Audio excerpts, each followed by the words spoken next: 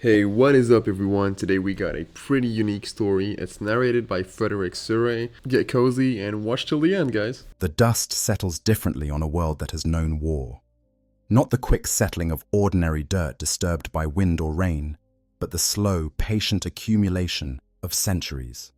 On the Forgotten World, designated in Imperial records as Tertius Majora 7, the dust has had 2,500 years to work its particular alchemy, transforming the remnants of a single catastrophic day into something that almost resembles peace.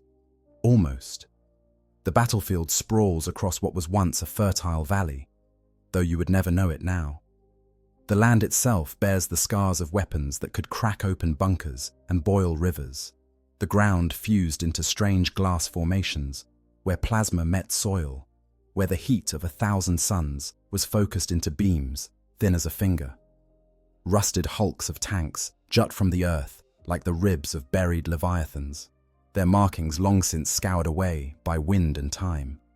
Here and there, a ceramite plate catches the dim light of the system's fading star, a gleam of ancient blue or crimson buried beneath layers of oxidation and neglect.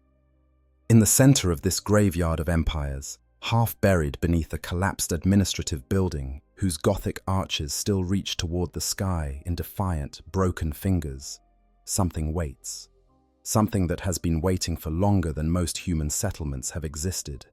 Something that dreams, if machines can dream, of duty and honor and battles that ended before the dust even began to settle.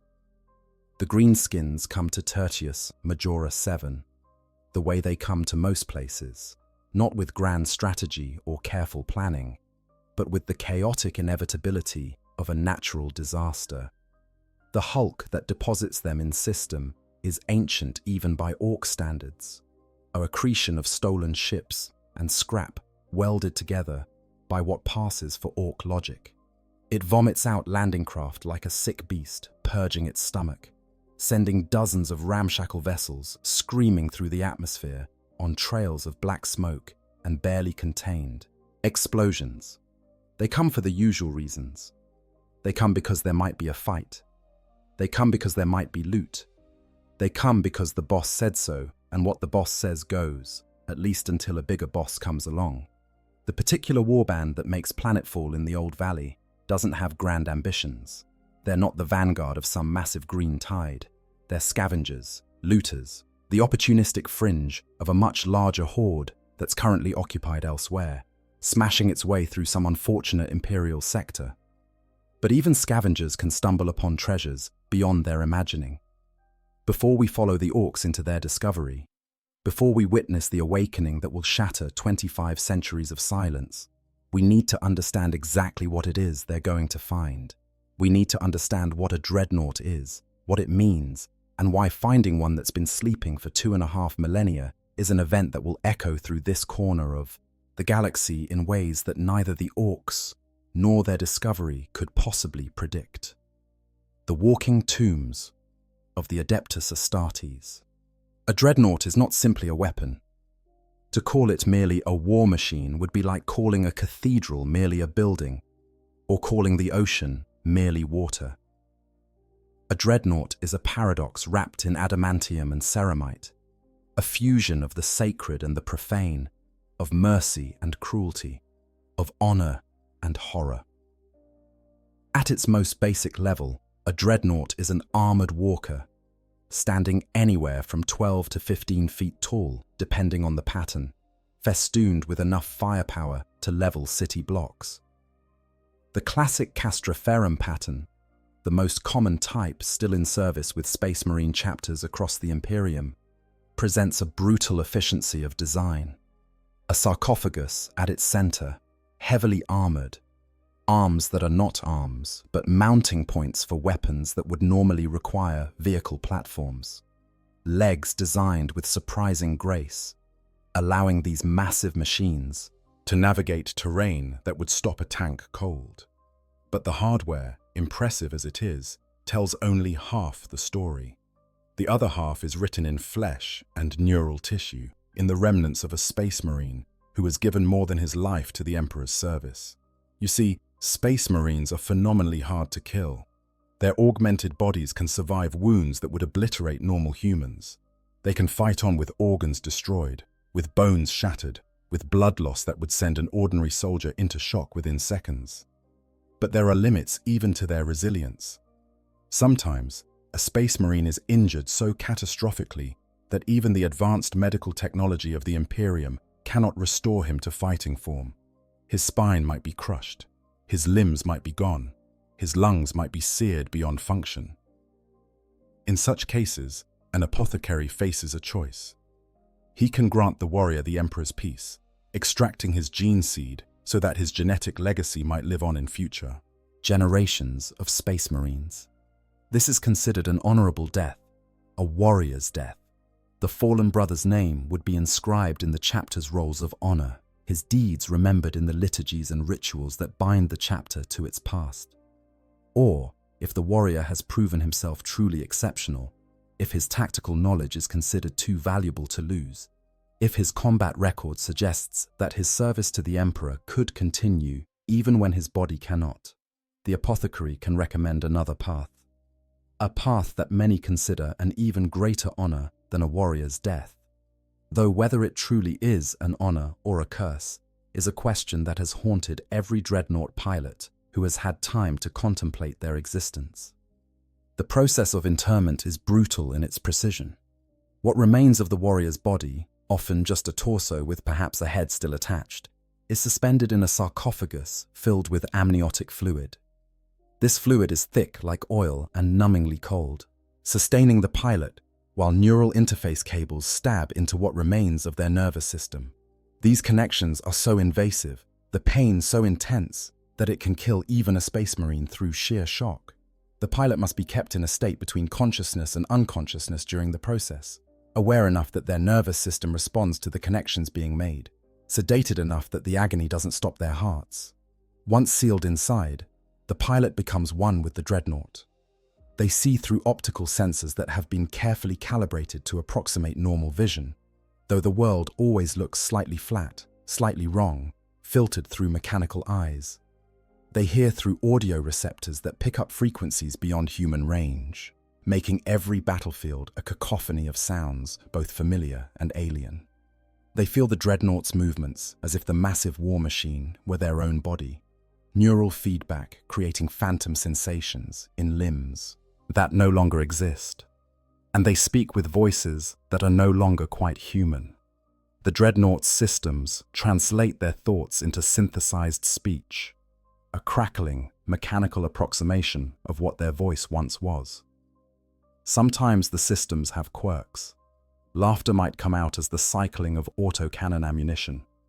Anger might manifest as the revving of servos. The result is eerie, unsettling, a reminder that the being speaking to you is no longer entirely the person they once were. But the physical transformation is only the beginning. The psychological toll of being a Dreadnought is something that few outside the Brotherhood of the Interred truly understand. A Dreadnought pilot cannot leave their sarcophagus. Ever. There is no unbuttoning the armor and stepping out for a meal or a conversation. There are no quiet moments of reflection in a chapel. There is no feeling the sun on your face or the wind in your hair. There is only the sarcophagus, the amniotic fluid, and the ore. Endless interface between dying flesh and eternal machine. Extended neural connection with something as large and complex as a Dreadnought causes immense mental stress. Pilots experience lethargy, confusion, a warping of their sense of time. Days can feel like years. Years can feel like moments. The boundary between the Dreadnought's machine thoughts and their own consciousness begins to blur. Some pilots report feeling like they can hear the machine spirit of their Dreadnought whispering to them, though whether this is a real phenomenon or a manifestation of their deteriorating mental state is a matter of debate even among tech priests. To preserve what sanity they can, to prevent the pilot from being driven mad by isolation and sensory deprivation, chapters keep their Dreadnoughts in stasis when not actively needed for battle. The pilot is sealed into their sarcophagus, their already minimal life signs reduced to the barest whisper of biological function. they enter a sleep that is not quite death, but not quite life either, a dreamless void where time loses all meaning. They are awakened only when the chapter has great need of their firepower or their wisdom. A particularly dangerous enemy. A battle where the tactical situation requires the experience of ancient warriors. Council meetings where the chapter master seeks the advice of heroes who have fought for centuries. These awakenings are never gentle. The pilot is torn from the void of stasis sleep, consciousness returning with a disorienting rush, memories slow to follow, identity taking precious seconds to reassemble itself. And each awakening takes its toll. Over time, over centuries of this cycle of sleep and war, many Dreadnought pilots experience mental decline. Memories from their previous life, from before interment, begin to fade. Faces of old friends blur and merge. The specifics of battles fought long ago become jumbled. Some pilots forget entire centuries. Others begin to have trouble distinguishing between their current awakening and previous ones, asking questions about events that happened millennia ago as if they occurred yesterday. The oldest dreadnoughts, those that have served for thousands of years, are often more machine than man in temperament. They speak in clipped, precise military terminology. They show little emotion, little connection to the world beyond tactical assessments and duty.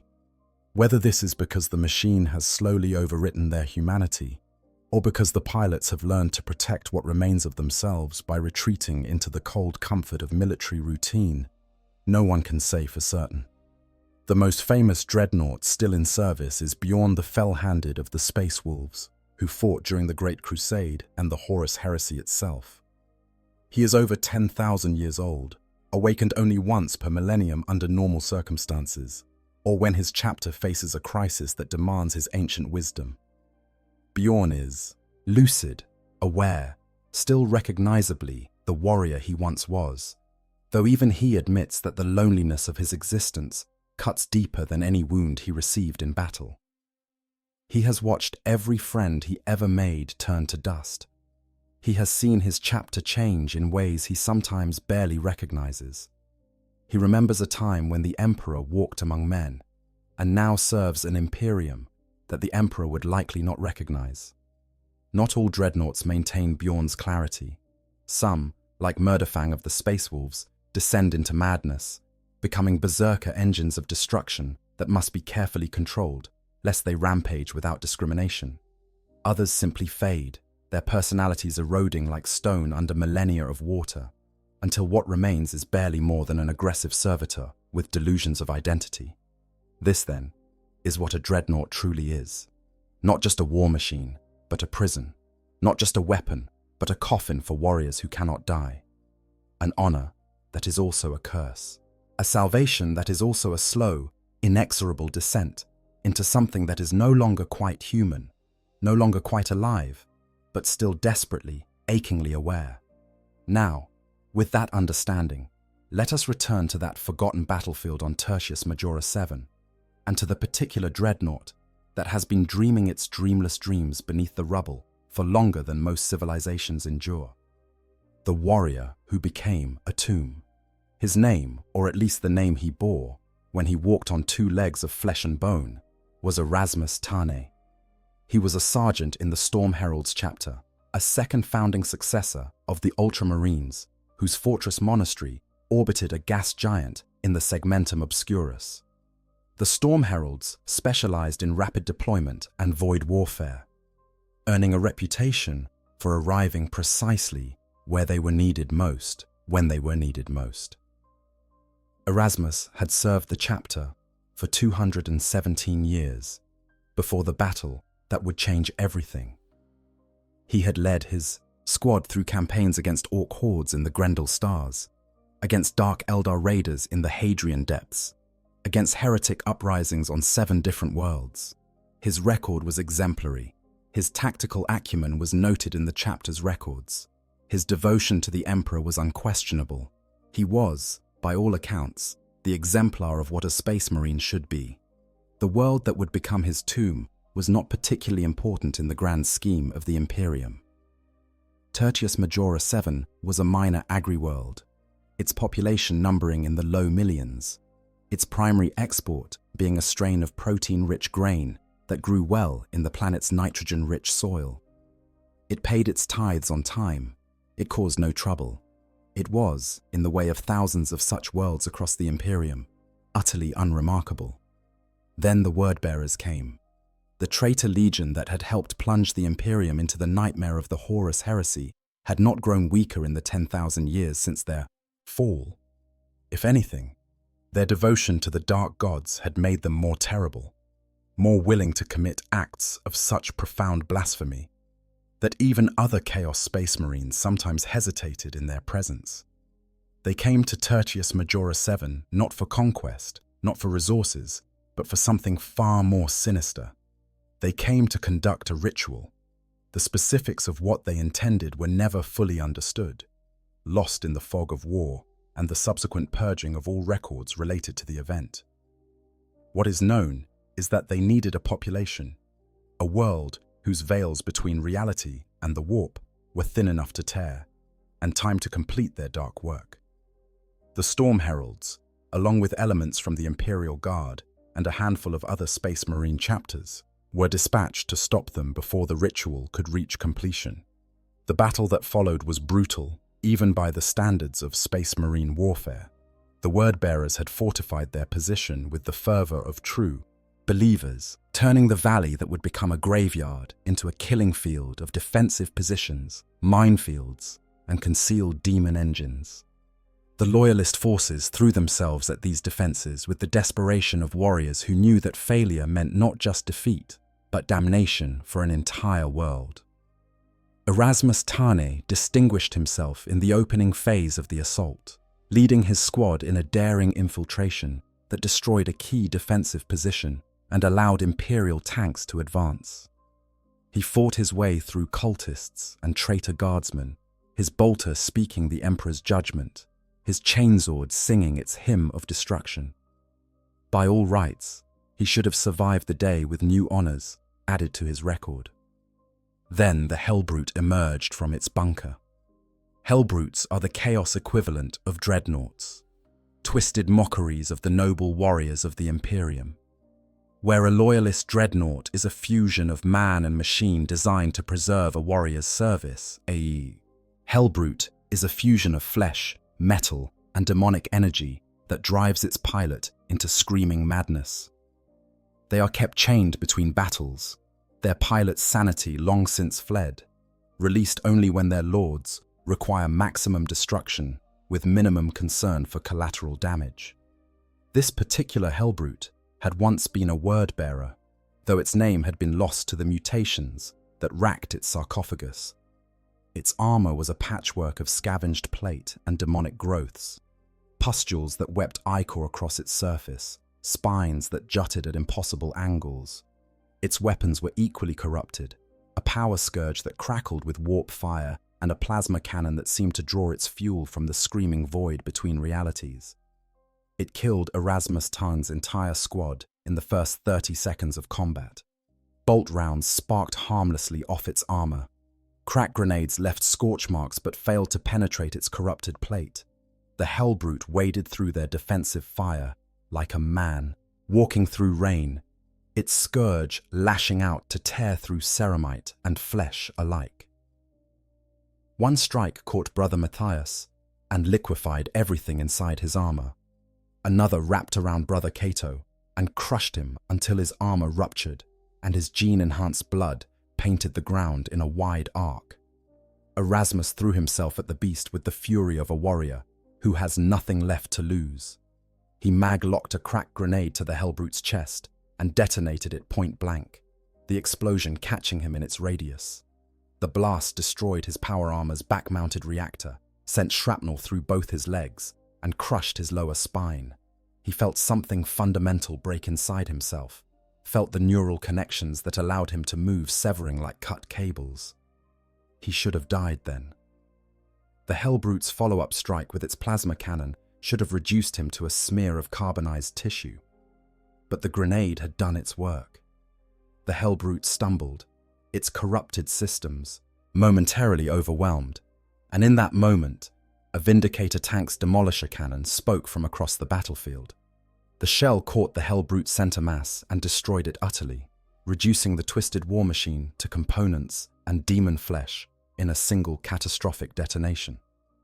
Arasmus Tarn lay in the crater, unable to move anything below his chest, aware of blood filling his helmet, aware that his secondary heart was laboring to compensate for the primary heart that had been pierced by shrapnel.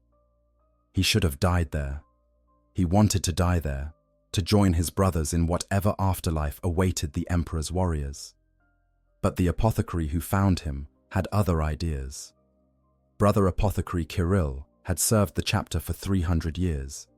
He had extracted gene seed from fallen heroes on 100 battlefields. He had made the hard decision to grant the Emperor's peace more times than he could count. But when he found Sergeant Tane in that crater, he saw something that made him hesitate.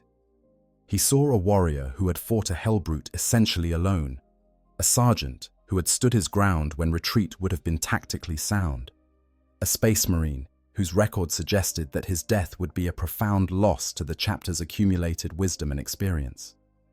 So Kirill made a choice that would echo across the next 25 centuries. He authorized Tane's interment in a Dreadnought. The actual interment happened aboard the Storm Herald's flagship, the Tempest's Fury, 3 days after the battle ended. The ritual was conducted with all the solemnity such an occasion demanded. Tech priests intoned prayers to the Omnissiah while removing what remained of Tane's power armor. The chaplain led the battle brothers in hymns, asking the Emperor to watch over their fallen brother in his new service. The chapter master himself stood witness, his hand resting on the sarcophagus that would become Tane's new home. The pain of the neural connections being established was indescribable.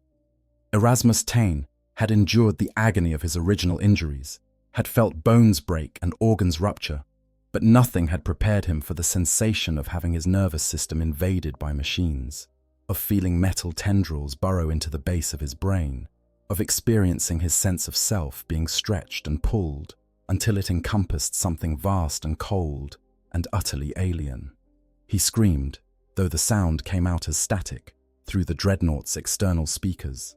He thrashed, though the sarcophagus was too small for movement. He wanted to die, wanted it with a desperation that eclipsed every desire he had ever felt. Then the amniotic fluid filled his lungs, and consciousness fled, and there was only darkness. When he woke, he was no longer Arasmus Tarn, Sergeant of the Storm Heralds. He was Ancient Tarn, Venerable Dreadnought, bearer of the chapter's honors, and his service to the Emperor was just beginning. The first century was the hardest. Every awakening brought the jarring realization that this was not a nightmare from which he would wake. His body, what remained of it, was locked in a coffin of life support systems and neural interface hardware. His limbs were weapons. His senses were filtered through machine spirits and optical sensors. When he tried to speak, a crackling mechanical voice answered him, sometimes with a delay that made conversation surreal and disjointed. He served in a dozen campaigns during those first 100 years, each time returning to stasis sleep with relief, grateful for the void of unconsciousness that offered temporary escape from his new existence.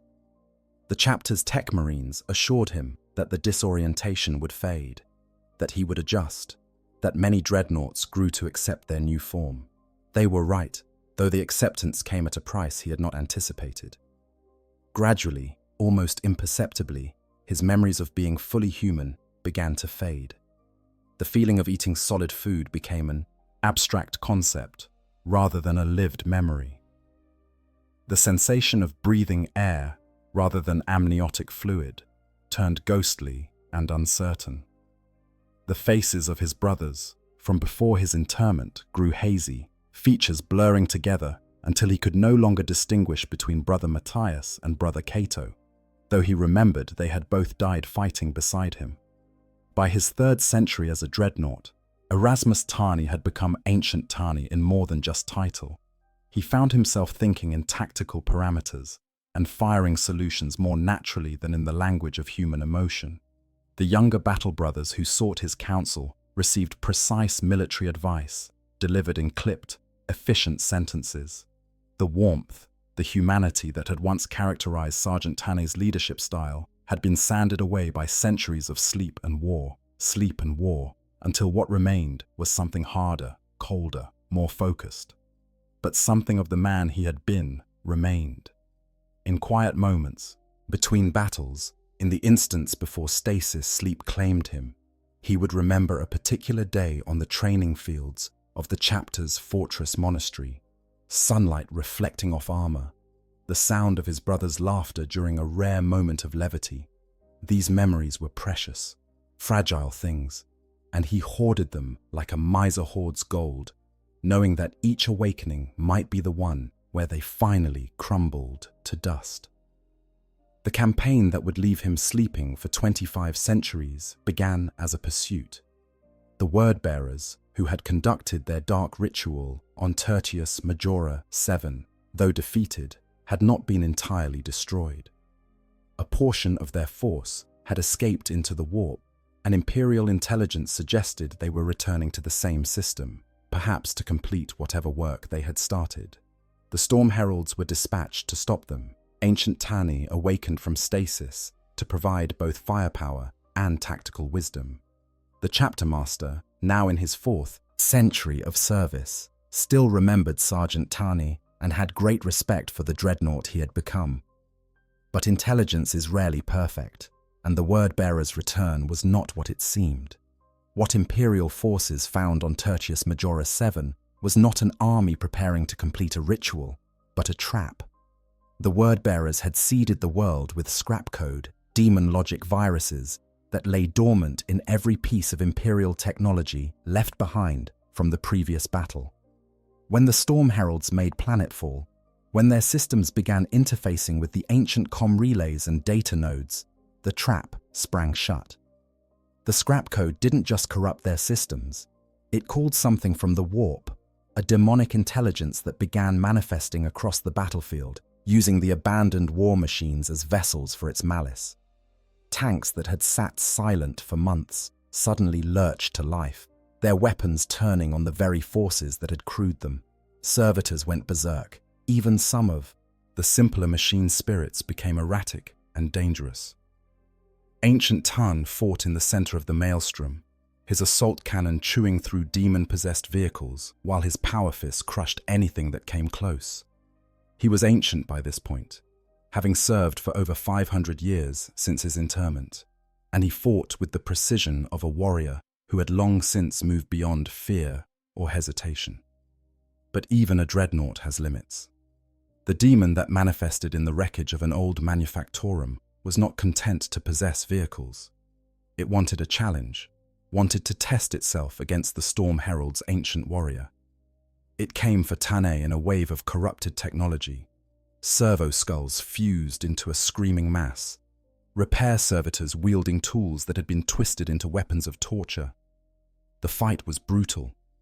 Tanner's assault cannon overheated, its barrel glowing cherry red as it poured fire into the demon's manifested form.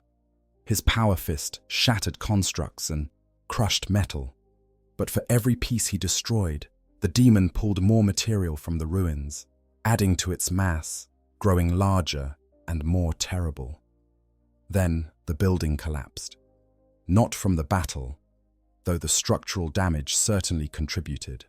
The real cause was a word-bearer's orbital strike, a precisely calculated bombardment designed to bury the loyalist forces under tons of rubble.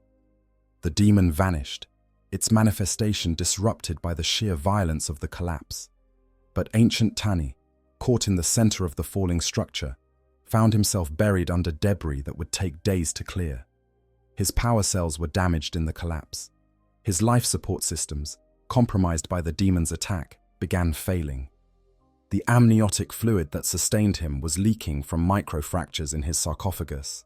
He had hours, perhaps a day at most, before complete system failure.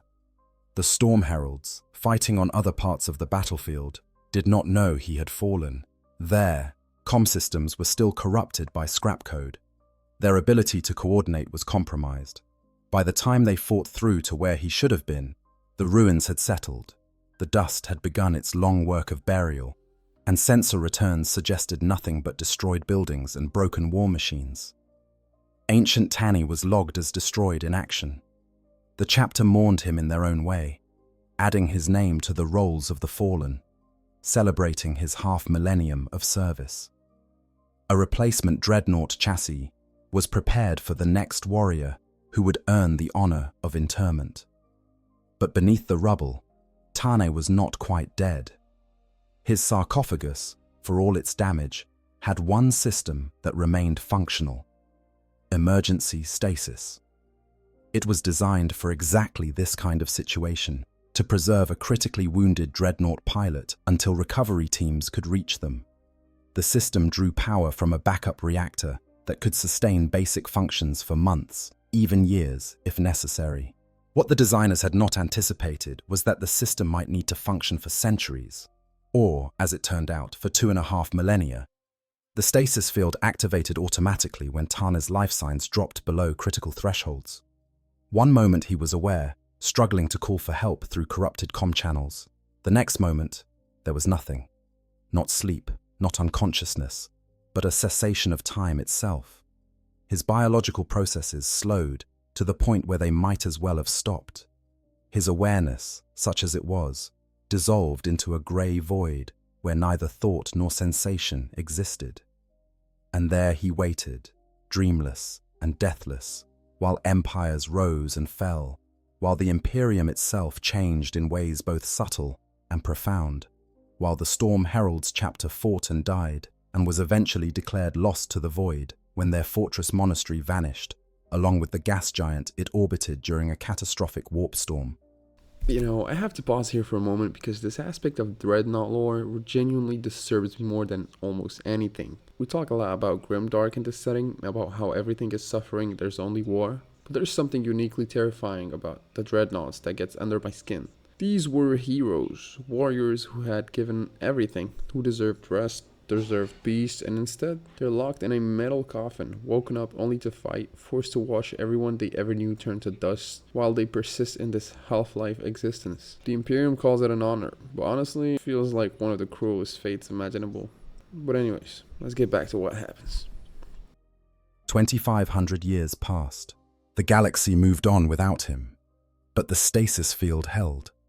And in the ruins of Tertius Majoris 7, beneath tons of rubble and centuries of accumulated dust, ancient Arasmus Tarn waited for an awakening that he could never have anticipated.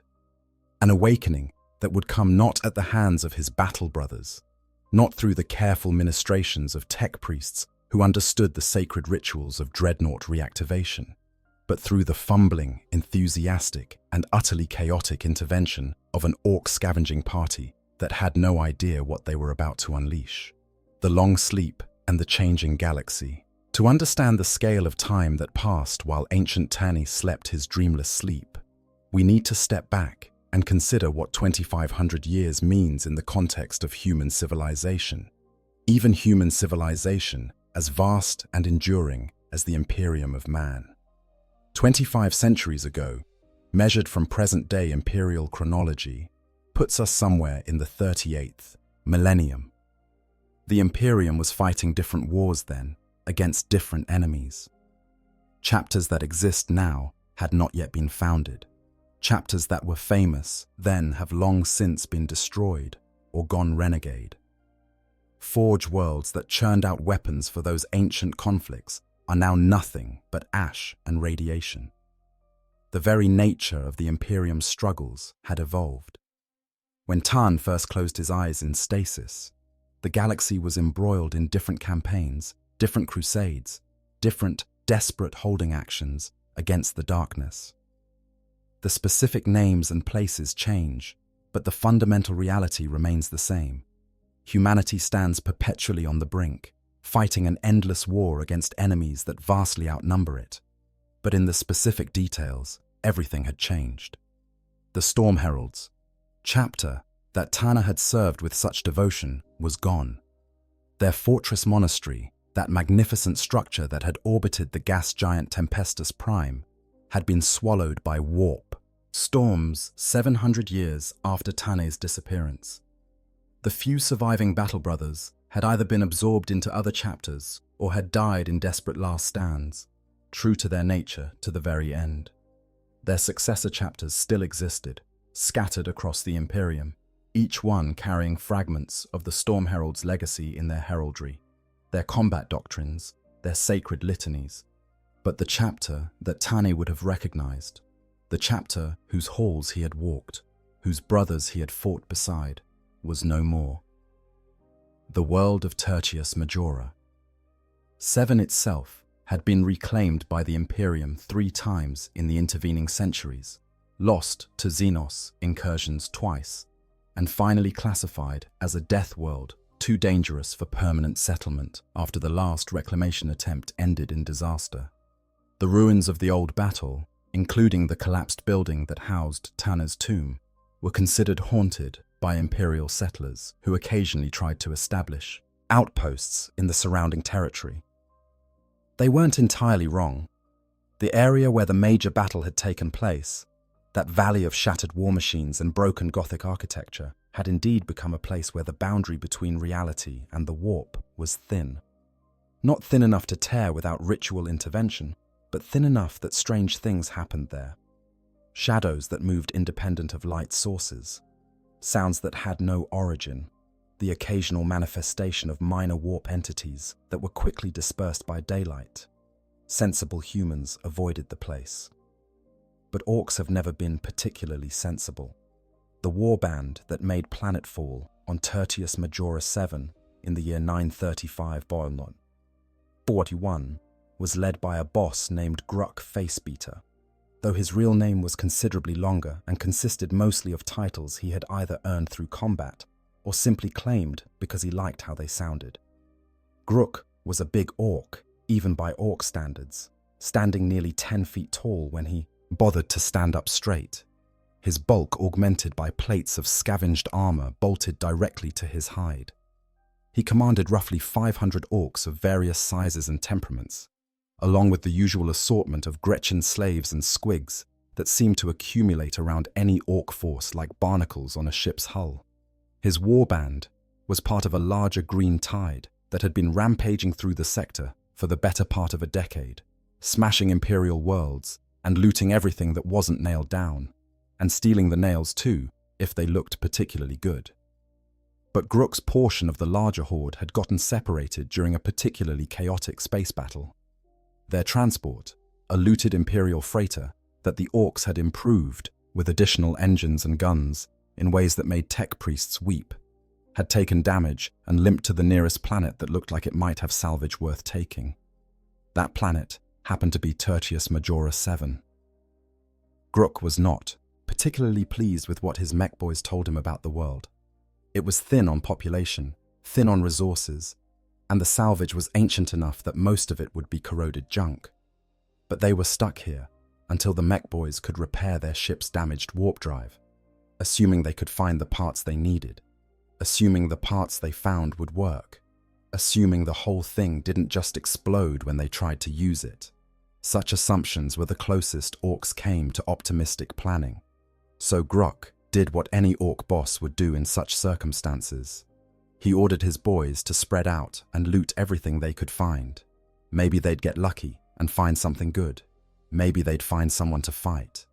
Either outcome would be acceptable. The first few days of searching yielded disappointing results. Corroded tanks that fell apart when touched. Rusted bolters that were more rust than bolter. A few scattered bones, both human and Xenos, picked clean by scavengers long ago. The Orks made the best of it, hauling back anything that looked remotely useful to the mech boys who were working on their ship. Then, on the 4th day, a scavenging party led by a particularly persistent knob named Zagbob stumbled across something interesting. They found it purely by accident. One of the Gretchen in the party, fleeing from a larger Gretchen who wanted to steal the shiny bit of metal it had found, ducked into a partially collapsed building that none of the Orks had bothered exploring yet. The building's Gothic arches, though broken, were still impressive in their decay, and the Orks had assumed it was just another ruin like the dozens of others they had already picked through. But when the fleeing Gretchen's panicked scrambling dislodged a piece of rubble, it revealed something underneath. Something that definitely was not just more broken building. It was metal, but not the corroded, flaking metal they had found everywhere else. This was different. Even under layers of dust, even partially obscured by debris, this metal had a quality that caught the eye. It was thick, solid, bearing traces of paint in colors that had somehow survived when everything else had faded to rust and gray. Zagbob, attracted by the commotion of Gretchen fighting over who had found it first, shambled over to investigate. What he saw made his small, brutal mind light up with possibility. This wasn't just scrap. This was proper loot. The kind of loot that would make the boss happy. The kind of loot that might earn Zagbob some recognition, maybe even some of the boss's better weapons or armor. He kicked the Gretchen out of the way and started directing his boys to dig. What they uncovered, piece by piece, over the course of several hours, was unlike anything they had found so far. It was clearly a war machine of some kind. Though buried as it was, they couldn't see its full shape. What they could see were massive armored plates, heavy joints that suggested this thing moved, weapon mounts that even an orc could recognize as places where serious firepower had been attached. "What is it, boss?" asked one of the younger orcs, his voice a mixture of excitement and confusion. Zagbob scratched his head, dislodging a few fleas in the process. Truth was, he didn't know either. It was clearly Yumi tech. That much was obvious from the styling and the Imperial Aquila that was just barely visible under the dirt on one of the plates. But it was bigger than their tanks, built different than their walkers. It had a weight to it, a presence that suggested this had been something important. "Dunno," Zagbob admitted, "but it's big, and it's got weapons. That's good enough for me. Dig it out, boys, all of it." What followed was an archaeological excavation that would have horrified any tech priest who witnessed it. The Orks attacked the rubble with their characteristic enthusiasm, using everything from their bare hands to stolen mining equipment to carefully placed, explosive charges that brought down surrounding walls, while miraculously leaving their prize intact. Gretchen scurried through the gaps, dragging out chunks of ferrocrete and twisted metal. Orks heaved aside support beams that weighed several tons each. Slowly, piece by piece, the machine emerged from its tomb of rubble and dust. And what a machine it was. The Dreadnought stood nearly 13 feet tall, its Castroferum pattern chassis bearing the proud colors of the Storm Heralds even under 25 centuries of grime. The armor was thick, designed to withstand weapons that could crack open bunkers. Its left arm terminated in an assault cannon, the multi-barreled weapon still menacing even in silence. Its right arm was a power fist, fingers designed to crush and tear, to peel open enemy vehicles like fruit. Across its chassis, inscribed in High Gothic that the Orks could not read and would not have cared about if they could, were the words, "Ancient Arasmus Tarn, even in death, I still serve." The sarcophagus at its center, that armored tomb that contained what remained of the pilot, bore the chapter's symbol and a scroll that listed his honors. 47 major campaigns, 13 defensive actions, 7 boarding operations, 326 confirmed kills of enemy officers and war machines, a record that would have made any Space Marine chapter proud to claim him. But the Orks, seeing the Dreadnought for the first time in its entirety, didn't care about records or honors or sacred service. They saw something else entirely. They saw the biggest, most impressive piece of loot they had found in months. "Get the boss," Zagbob ordered, his voice thick with excitement. "He's gonna want to see this." While the runner sprinted off to fetch Grook Facebeater, the rest of the Orks circled the Dreadnought like scavengers around a fresh kill. They poked at its armor, testing its thickness. They peered into the weapon mounts, trying to figure out how they attached. Some of the more mechanically minded boys started examining the joints, the servo motors, the exposed cabling where armor plates had been damaged by the building's collapse. One particularly bold orc climbed up onto the Dreadnought's shoulder and started trying to pry open the sarcophagus, convinced there must be something valuable inside. He managed to get his fingers under a seam before Zagbob yanked him down and cuffed him hard enough to send him sprawling. "Don't go messing with it yet, you git! Wait for the boss!" When Gruk Facebeater finally arrived, he took one look at the Dreadnought, and his eyes lit up with the particular gleam that orcs get when they see something they absolutely must have. He walked slowly around the war machine, his massive bulk making the ground tremble slightly with each step, examining it from every angle. "Now dis," he said, his voice a deep rumble. "Dis is proper. Dis is what we been looking for." "What is it, boss?" asked Zagbob, eager to show his knowledge, but aware that he really didn't have any. "It's a stompy git," Gruk pronounced with absolute certainty, using the orcish term for any large walking war machine. "The Yumis use 'em. Seen 'em in fights before. Big, loud, stomps around shooting things. This one's old though, real old." He was more right than he knew. "Can we get it working, boss?" asked one of the mech boys who had come along to see what all the fuss was about. Gruk's grin widened, showing a mouth full of metal teeth. "Course we can. We're orcs, ain't we? We can get anything working. Just gotta figure out which buttons to push." The mech looked doubtful, but said nothing. Arguing with the boss was a good way to end up as an example of what happened to orcs who argued with the boss. "Right then," Gruk continued, warming to his idea. "Get it back to the camp. Whole thing. Don't break it more than it already is. The mechs can have a look, figure out how to get it running. If we can get this stompy git working, we'll have the best looting machine in the sector." What followed was a logistical challenge that tested even orc ingenuity.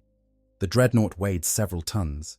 It was stuck in the ruins of a building, surrounded by unstable rubble. Moving it would require careful planning, precise execution, and thoughtful consideration of structural mechanics. Naturally, the orcs ignored all of that and just started pulling. They rigged chains to every part of the Dreadnought they could reach. They attached these chains to trucks, to looted tanks, to anything with an engine. Then, on Gruk's shouted count, they gunned all the engines simultaneously. The Dreadnought shifted. Rubble cascaded down around it. Several Gretchen were crushed. The chains groaned with stress. One of the trucks flipped over backward when its driver gave it too much throttle. But slowly, accompanied by a sound like mountains grinding together, the Dreadnought came free. They dragged it through the ruins, leaving a trail of churned earth and broken stone. Gretchen ran ahead, trying to clear a path, though they mostly just got in the way and got run over. The orcs pulling the Dreadnought shouted encouragement at each other, at their vehicles, at the Dreadnought itself. It took them the better part of a day to get it back to their encampment. By the time they arrived, the entire warband had heard about the find and had gathered to see what their boss had discovered. The Dreadnought was deposited in the center of the camp, in a clear space near where the mech boys had set up their workshop. Gruk stood before it like a conqueror displaying a trophy, basking in the admiring stares of his boys. "Right," he bellowed. "Now we figure out how to make it work. Mech boys, get over here. Rest of you, keep digging through the ruins. If there's one of these things, might be more loot we missed." The crowd dispersed, though many orcs kept glancing back at the Dreadnought, clearly hoping they might get to see it in action. The mech boys, meanwhile, approached their new project with the mix of confidence and complete ignorance that characterized orc technology. There were 3 mechs in Gruk's warband. The lead mech, a grizzled orc named Kogrot, had been building and breaking things for longer than most of the other boys had been alive. He was accompanied by Zizgob, who was younger but had a reputation for being lucky when it came to making things work, and Murbad, who mostly just hit things with wrenches until they did what he wanted. The 3 mechs circled the Dreadnought, making the same kind of examining noises that tech priests might make, though with significantly less understanding of what they were looking at. "Big," Kogrot observed. "Yeah," Zizgob agreed. "Heavy," added Murbad. This constituted the full extent of their initial technical assessment. Kogrot pulled out a collection of tools that looked like they had been assembled from random bits of metal and then hit with hammers until they vaguely resembled tools. He approached the Dreadnought's leg joint and started poking at it with a pronged device that might have been a sensor array or might have been a fork. It was hard to tell. "See anything?" asked Grook, who had stayed to watch. "Lots of cables," Kogrot reported. "And things, mechanical things. Some of them might be important." "What about power?" Zizgob asked, peering at what he correctly identified as a power coupling. "How's it run?" This was actually a reasonable question. Most Imperial war machines ran on a combination of fuel cells and plasma reactors, though the specific configurations varied wildly. A Dreadnought's power system was particularly sophisticated, designed to provide enough energy to run its weapons, its servo motors, and its life support simultaneously. Kogrot tapped on a panel near the base of the Dreadnought's torso, then hit it harder when it didn't immediately open. On the third hit, the panel fell off entirely, revealing a complex array of cables, conduits, and crystalline power cells that still held a faint glow despite centuries of dormancy. "Ha!" Kogrot shouted triumphantly. "Still got some juice in it. See them shiny things? That's power, that is."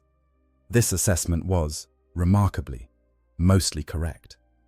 The Dreadnought's backup power system, the same one that had been sustaining the stasis field for 25 centuries, was still functional. Barely. The power cells were operating at perhaps 5% of their original capacity, but for Orks, 5% was better than 0%. "So we just gotta wake it up?" asked Murbad, who had found what looked like it might be a control panel and was already reaching for it with his wrench. "Not yet," Kogrot said, surprising everyone with his caution. "Gotta figure out what all these buttons do first. Don't want to break it before we even get it started." The mech spent the next hour examining every accessible part of the Dreadnought, poking and prodding, comparing it to other Imperial equipment they had looted in the past. They had a vague understanding that Imperial tech tended to follow certain patterns. Buttons with red markings were usually important. Skulls meant either sacred or dangerous, sometimes both. Things that hummed were probably good. Things that smelled like burning were probably bad. It was this combination of limited knowledge, pattern recognition, and sheer luck that led them to find the activation panel. It was located on the Dreadnought's back, protected by a heavy ceramite cover that bore the seal of the Adeptus Mechanicus. The seal had corroded over time, and when Kogrot pried at it with a crowbar-like tool, it came free with a grinding screech. Underneath was a panel covered in Gothic script and warning sigils. The warnings, had the Orks been able to read them, essentially said, "Authorized personnel only. Improper activation may result in death or worse. Consult tech priest before proceeding." The mechs, naturally, ignored all of them. This and proceeded immediately. The panel contained a series of controls, some of which were actual buttons, others were biometric scanners, and one was a complex series of ritual switches that were supposed to be activated in a specific sequence, while reciting appropriate prayers to the machine god. The mechs saw a collection of shiny things that could be pushed, pulled, or turned. "Right," said Kogrot, cracking his knuckles. "Let's see what happens." What happened next would change everything, though not in the way the Orks expected. The awakening. Inside the sarcophagus, in the dreamless void where ancient Arasmus Tarn had existed for 2,500 years, something changed. It began as a vibration, so faint that if Tarn had been conscious, he might have dismissed it as imagination. But consciousness was not something he possessed in stasis. He existed in a state beyond sleep, beyond unconsciousness, in a place where time had no meaning and sensation was an abstract concept, remembered from another life. The stasis field that had held him since the building collapsed had been powered by emergency reserves, systems designed to preserve a critically wounded Dreadnought pilot until rescue arrived. 25 centuries was far beyond the design specifications. The power cells should have failed after a few years at most, but they hadn't, maintained by the same stubborn reliability that characterized all of the Adeptus Mechanicus's finest work, blessed by rituals and prayers, sustained by machine spirits that refused to surrender their charge to death. But now, as Orc hands pushed buttons and pulled levers without understanding, the balance that had been maintained for so long began to shift. Kogrot had started with the obvious approach: push everything and see what happens. He pressed a button marked with a red skull. Nothing happened. He pressed another button marked with a lightning bolt. Still nothing.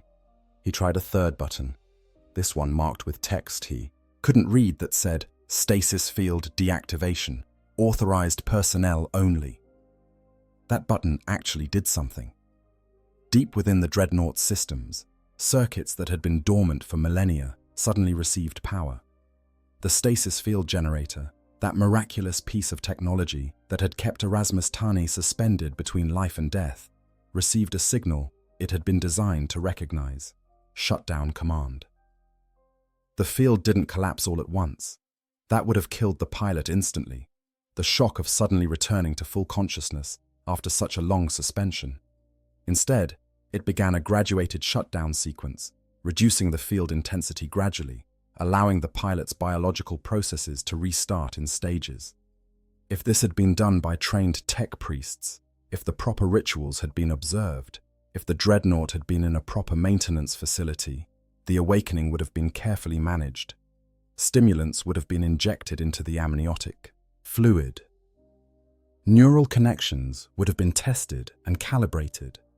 The pilot would have been brought back to consciousness slowly, with time to reorient himself, to remember who and what he was.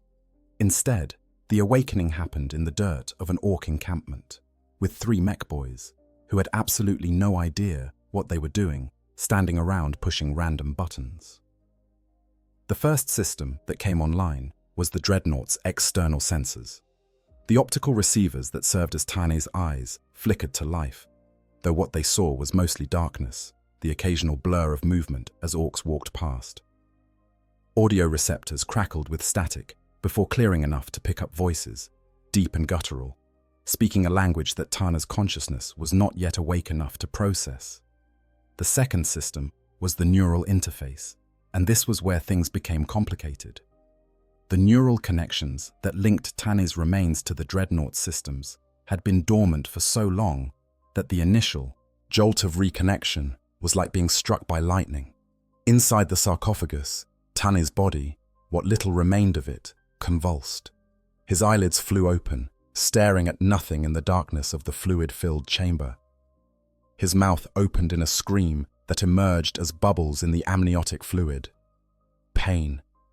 After 2,500 years of nothing, the first thing he felt was pain. It crashed through him in waves, neural pathways screaming in protest as they were forced to carry signals they had not processed in longer than recorded history. Every severed nerve ending, every missing limb, every injury that had led to his interment suddenly made itself known. The agony was indescribable, worse than the moment of his original injuries, worse than the pain of interment itself. If he had still possessed lungs in the traditional sense, he would have screamed until his throat bled. Outside, on the Dreadnought's external speakers, a sound emerged that made every Orc in the immediate vicinity stop what they were doing and stare.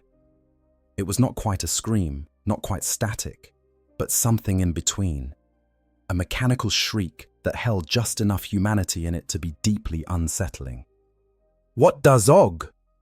Kogrot jumped back from the control panel, his wrench falling from suddenly nerveless fingers. The Dreadnought twitched. It was a small movement, barely noticeable, just the fingers of the power fist clenching and unclenching. But it was movement where there had been none before. The Orcs who had been lounging around the war machine suddenly scrambled backward, giving it space, uncertain whether they should be running or celebrating. Gruk Facebeater, hearing the commotion, came sprinting from his tent, his massive bulk moving with surprising speed. "What's going on? It working?" "Dunno, boss," Kogrot shouted back. "We pushed some buttons and now it's making noises and moving and stuff." Inside the sarcophagus, Tanny was fighting his way back to consciousness through layers of pain and confusion. His mind, which had effectively been turned off for longer than some civilizations lasted, was struggling to boot up. Memories were scattered, fragmented, pieces of a puzzle that didn't quite fit together anymore. He remembered. What did he remember? The battle. Yes, there had been a battle. Word-bearers, traitors, heretics who needed to be purged.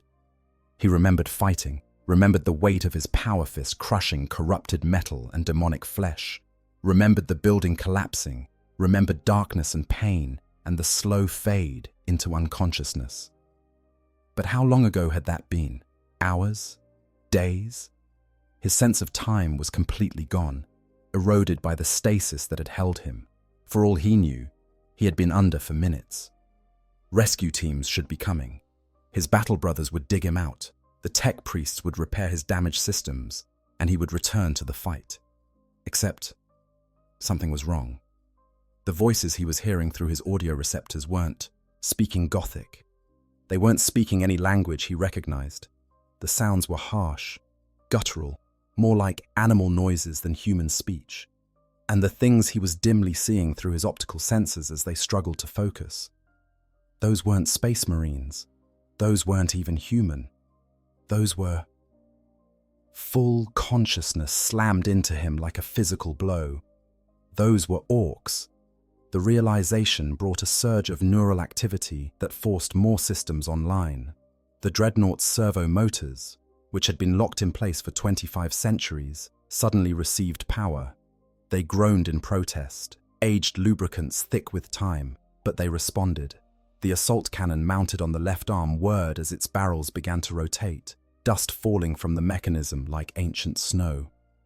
The Orks, who had been cautiously approaching to get a better look, suddenly found themselves staring down the business end of a multi-barreled weapon that was very clearly powering up. "Shoot it!" screamed Zizgob, his voice cracking with panic. "No, don't shoot it!" Kogrot screamed louder. "We just got it working!" Grook Facebeater made the decision for them, his hand moving to the massive chopper on his back. "Everyone get back and get my shooter! If that thing's gonna start blasting, I want to be ready!" The Orks scattered, some running for weapons, others simply running for the sake of running, a few of the braver or stupider ones staying put to see what would happen next. What happened next was that ancient Arasmus Tarn, venerable Dreadnought of the Storm Heralds chapter, achieved full awakening for the first time in 2,500 years. The world came into focus around him in a rush of sensory input that his mind struggled to process. Visual data showing. Where was he? This wasn't the battlefield he remembered. The architecture was wrong. Everything looked different. And the Orks, there were so many of them, surrounding him, some running, some raising weapons, some just staring, with expressions that would have been comical in any other circumstance. His audio receptors fed him a cacophony of Orkish voices, shouting in their crude language. His olfactory sensors, sensitive enough to detect chemical signatures, registered the distinctive stench of greenskin biology mixed with promethium exhaust and gun oil. His tactical assessment systems, trained by centuries of combat, began cataloguing threats automatically. 27 Orks in immediate vicinity, ranging from standard boys to what appeared to be knobs based on size. Multiple weapons detected, no immediate cover available. His own status, unknown. Systems check. Systems check. Warning icons flooded his internal display. Power at 17%. Left shoulder actuator damaged. Assault cannon ammunition, 0. Power fist, functional but untested. Armor integrity, compromised in multiple locations. Life support, critical status. Stasis damage to neural interface, severe. The analysis took perhaps 3 seconds. In that time, Tane went from confused and disoriented to tactically aware, old instincts and training overriding the chaos of his thoughts. He tried to speak, to demand answers, to understand how he had gone from fighting word-bearers to being surrounded by Orks. What emerged from his external speakers was a garbled screech of static and distorted vowels, the vocal synthesis system struggling after so long dormant. The Orks, hearing this, took it as a challenge. "It's gonna fight!" bellowed an Ork somewhere to his left. That was all the excuse they needed. First contact and chaos. The first shot came from an orc armed with a looted Imperial laser gun, the weapon modified in ways that would make a tech priest weep. The shot went wide, singing overhead and scorching a furrow across the Dreadnought's shoulder plate. It did no real damage, but it did something arguably more important. It confirmed to ancient Tani that this was not a dream, not a malfunction, but a real combat situation. And in combat situations, Space Marine training took over. Even consciousness that had been suspended for 25 centuries, even a mind fragmented by the trauma of such a long sleep, even neural pathways damaged by the improper awakening, none of that could completely override the conditioning that had been drilled into Arasmus Tarn over his centuries of service. When fired upon, you returned fire. The assault cannon mounted on his left arm spun up with a whine that started low and built to a shriek. Tarn's targeting systems flickered online, paint markers appearing in his visual field, highlighting potential targets. But the weapon's ammunition hopper registered empty. No rounds, no way to shoot back. The power fist, however, did not require ammunition. Tarn took a step forward, the Dreadnought's massive legs servo motors grinding as they overcame centuries of inactivity. The movement was awkward, unsteady, like a newborn learning to walk. But it was movement, and for a Dreadnought surrounded by enemies, movement was life. The Orks, seeing this towering war machine actually moving under its own power, reacted with the mixed response that characterized their species. Half of them opened fire immediately, while the other half started hooting and cheering in excitement. "It's working! The Stompy Git is working!" screamed Murbad, the mech boy who had participated in the activation, his voice a mixture of terror and delight. Rounds began pinging off Tarn's armor from multiple directions. Most were small arms fire, slugs from crude orc shooters that sparked harmlessly off ceramite plate. A few were heavier rounds from orc big shooters, weapons cobbled together from looted heavy bolters and orc ingenuity. These did slightly more damage, finding weak points in the armor, exploiting gaps where centuries had worn away protective plating. Tarn's threat assessment systems were screaming warnings. Armor compromised, no ammunition, power at 16% and falling, life support showing critical alerts. He was in no condition for combat. Tactically, retreat was the only sensible option, but he was surrounded, and he was a Space Marine. And Space Marines did not retreat. His power fist came up, the weapon's energy field crackling to life with a sound like contained thunder. The field had been designed to disrupt molecular bonds, allowing the fist to tear through armor and stone with equal ease. That it was functioning at all after so long was a testament to the quality of its construction.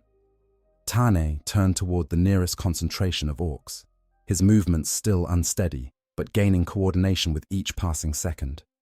His neural interface was adapting, old muscle memories of piloting the Dreadnought returning even if his conscious mind was still a chaos of confusion and missing time.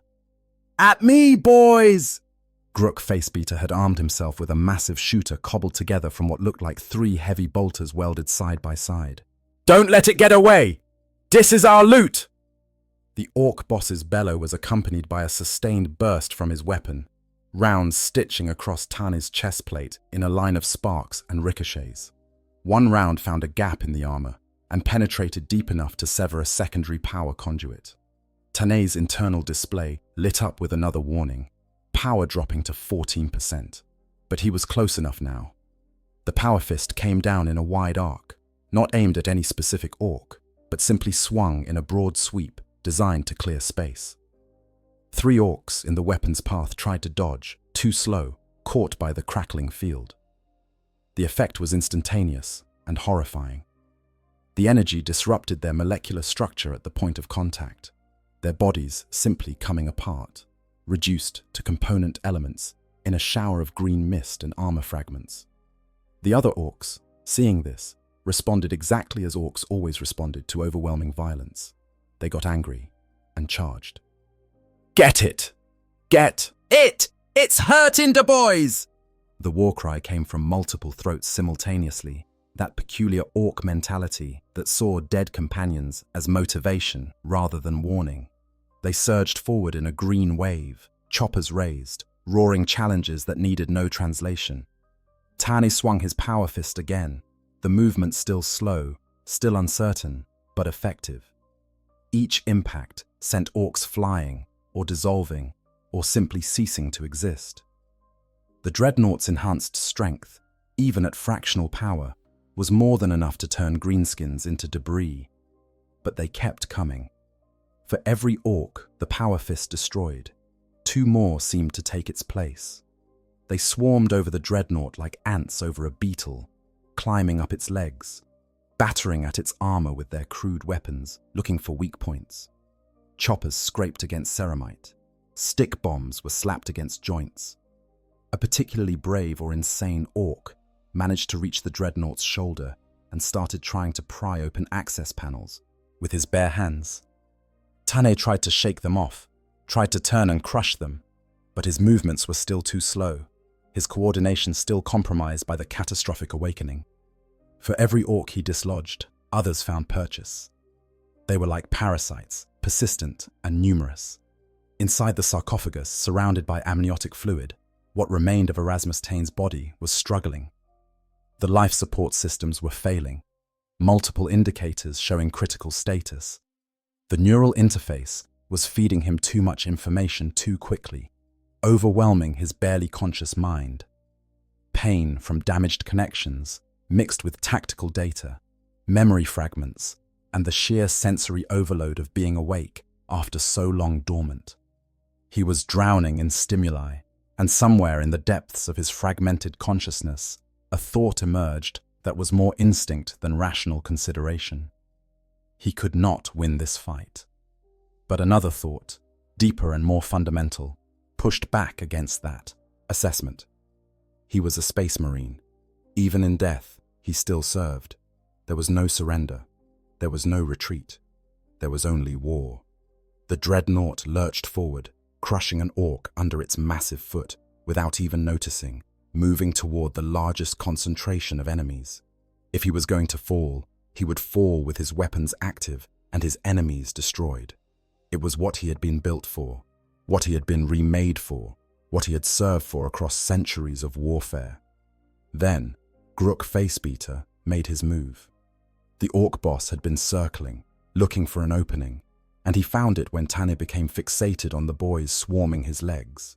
Gruk charged from the side, his massive bulk covering ground with surprising speed, his power claw raised high. The weapon was typical orc manufacture, crude, brutal, barely contained power arcing between its blades, but effective all the same. The claw caught the Dreadnought's right shoulder, the point where the power fist arm connected to the main chassis. It didn't penetrate the armor completely, but it didn't need to. The impact, combined with the leverage of Gruk's massive strength, created a shearing force that damaged already weakened connectors. Servos screamed in protest. The power fist's energy field flickered and died. Tarn tried to bring the weapon around to retaliate, but the arm was responding sluggishly now, damaged systems struggling to compensate for new trauma. His power reserves dropped to 11%. Warning icons filled his visual display, so many that they obscured his view of the battlefield. And still the orcs kept coming. More bombs were attached to his legs. Choppers found gaps in his armor and began to pry them wider. Someone was hitting his left leg's knee joint with what sounded like a massive hammer, each impact sending vibrations through his chassis. His optical sensors registered movement everywhere, green bodies moving with the organized chaos that passed for orc tactics. For the first time since his awakening, Tarn felt something that space marines were not supposed to feel: doubt. Not doubt in the Emperor's will or the righteousness of his cause, but doubt about whether he could complete his duty. He was outnumbered, damaged, operating at a fraction of his combat capability, awakened into a situation he didn't understand, fighting enemies that should not have been able to reach him. Where were his battle brothers? Where was the chapter? How had he gone from fighting traitors to being overwhelmed by orcs? The questions had no answers, and he had no time to seek them. An explosion rocked his left leg. a stick bomb finding a vulnerable joint. The leg buckled, servos damaged beyond quick repair. The Dreadnought tilted, balance compromised, and for a terrible moment Tane thought he was going to fall. Falling would be the end. Once down, the Orks would swarm over him completely, would find the sarcophagus, would crack it open and discover the ruined flesh inside. It would be an ignoble death for a warrior who had served for so long. But he didn't fall. Some final reserve of power, some desperate command from his neural interface, locked the leg in place, even as it failed. The Dreadnought remained standing, tilted but upright, a wounded giant refusing to yield. And something changed in Tarn's mind. Through the pain and confusion, through the sensory overload and the fragments of memory, a thought crystallized with perfect clarity. He would not die here, not like this, not surrounded by green-skinned scavengers on a world he didn't recognize, for reasons he didn't understand. He had fought through worse. He had served through centuries of warfare. He was ancient Arasmus Tarn, venerable Dreadnought of the Storm Heralds, and he would not yield. The thought brought with it a surge of determination that somehow manifested in his systems. Power that should have been exhausted seemed to find new reserves. Servos that should have failed maintained their function through sheer spite and ancient craftsmanship. The neural interface, damaged though it was, responded to his will with new clarity. He would survive this. He would survive. And then he would find out what had happened, how long he had slept, where his chapter was, and why the Emperor had allowed him to wake in this nightmare of confusion and combat. But survival required something the Orks had not expected: intelligent withdrawal. Tane pivoted on his functioning leg, using the wounded one as a support but not trusting it with his full weight.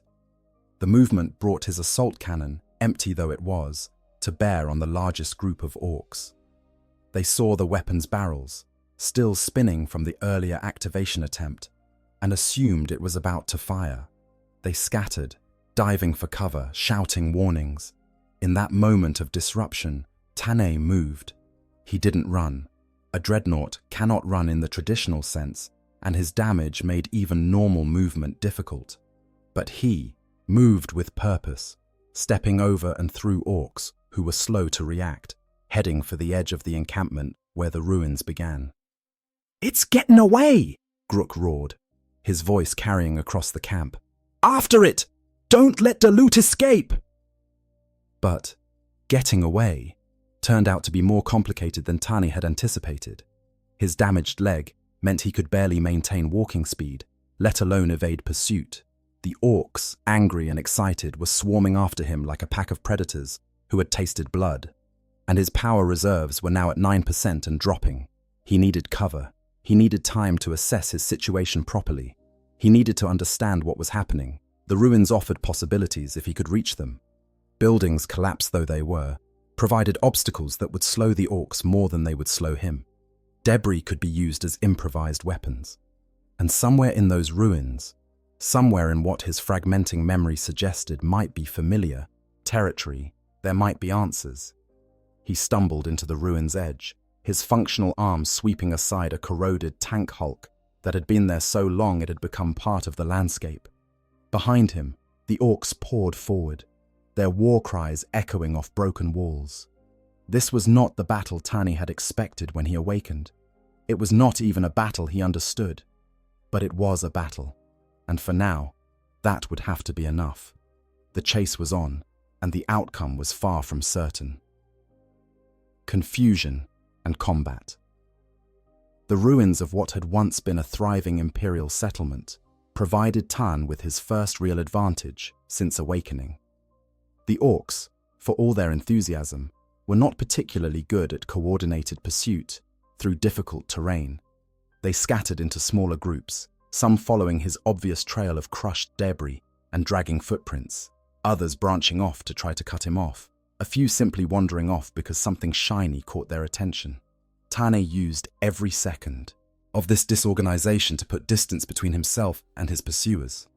His functioning leg drove forward with mechanical precision while the damaged one dragged behind, servo motors screaming in protest, but still providing enough support to keep him upright. Each step sent vibrations through his chassis that his damaged neural interface translated into sensations that might have been pain, might have been warnings, or might have been the simple protest of a machine pushed beyond its operational limits. His power reserves hit 8%. Internal diagnostic systems were compiling a list of damages that scrolled across his visual display like an indictment. Power fist arm severed from primary power coupling, left leg actuator compromised, armor breaches in 12 locations, life support functioning at 37% efficiency, ammunition hoppers empty, and most critically, stasis damage to neural interface, causing intermittent data corruption. That last item explained some of what he was experiencing.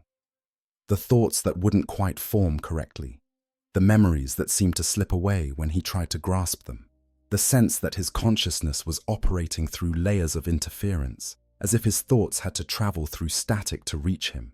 He needed to stop, to rest, to let his systems stabilize and his damaged mind process what was happening.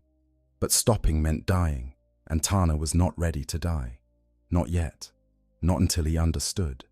The building he chose for a defensive position had been some kind of Imperial structure. The Gothic architecture was unmistakable, even in its ruined state. Arches reached toward the sky, broken but still maintaining their essential form. Walls that had once stood proud now leaned at dangerous angles, held up by debris and sheer stubbornness.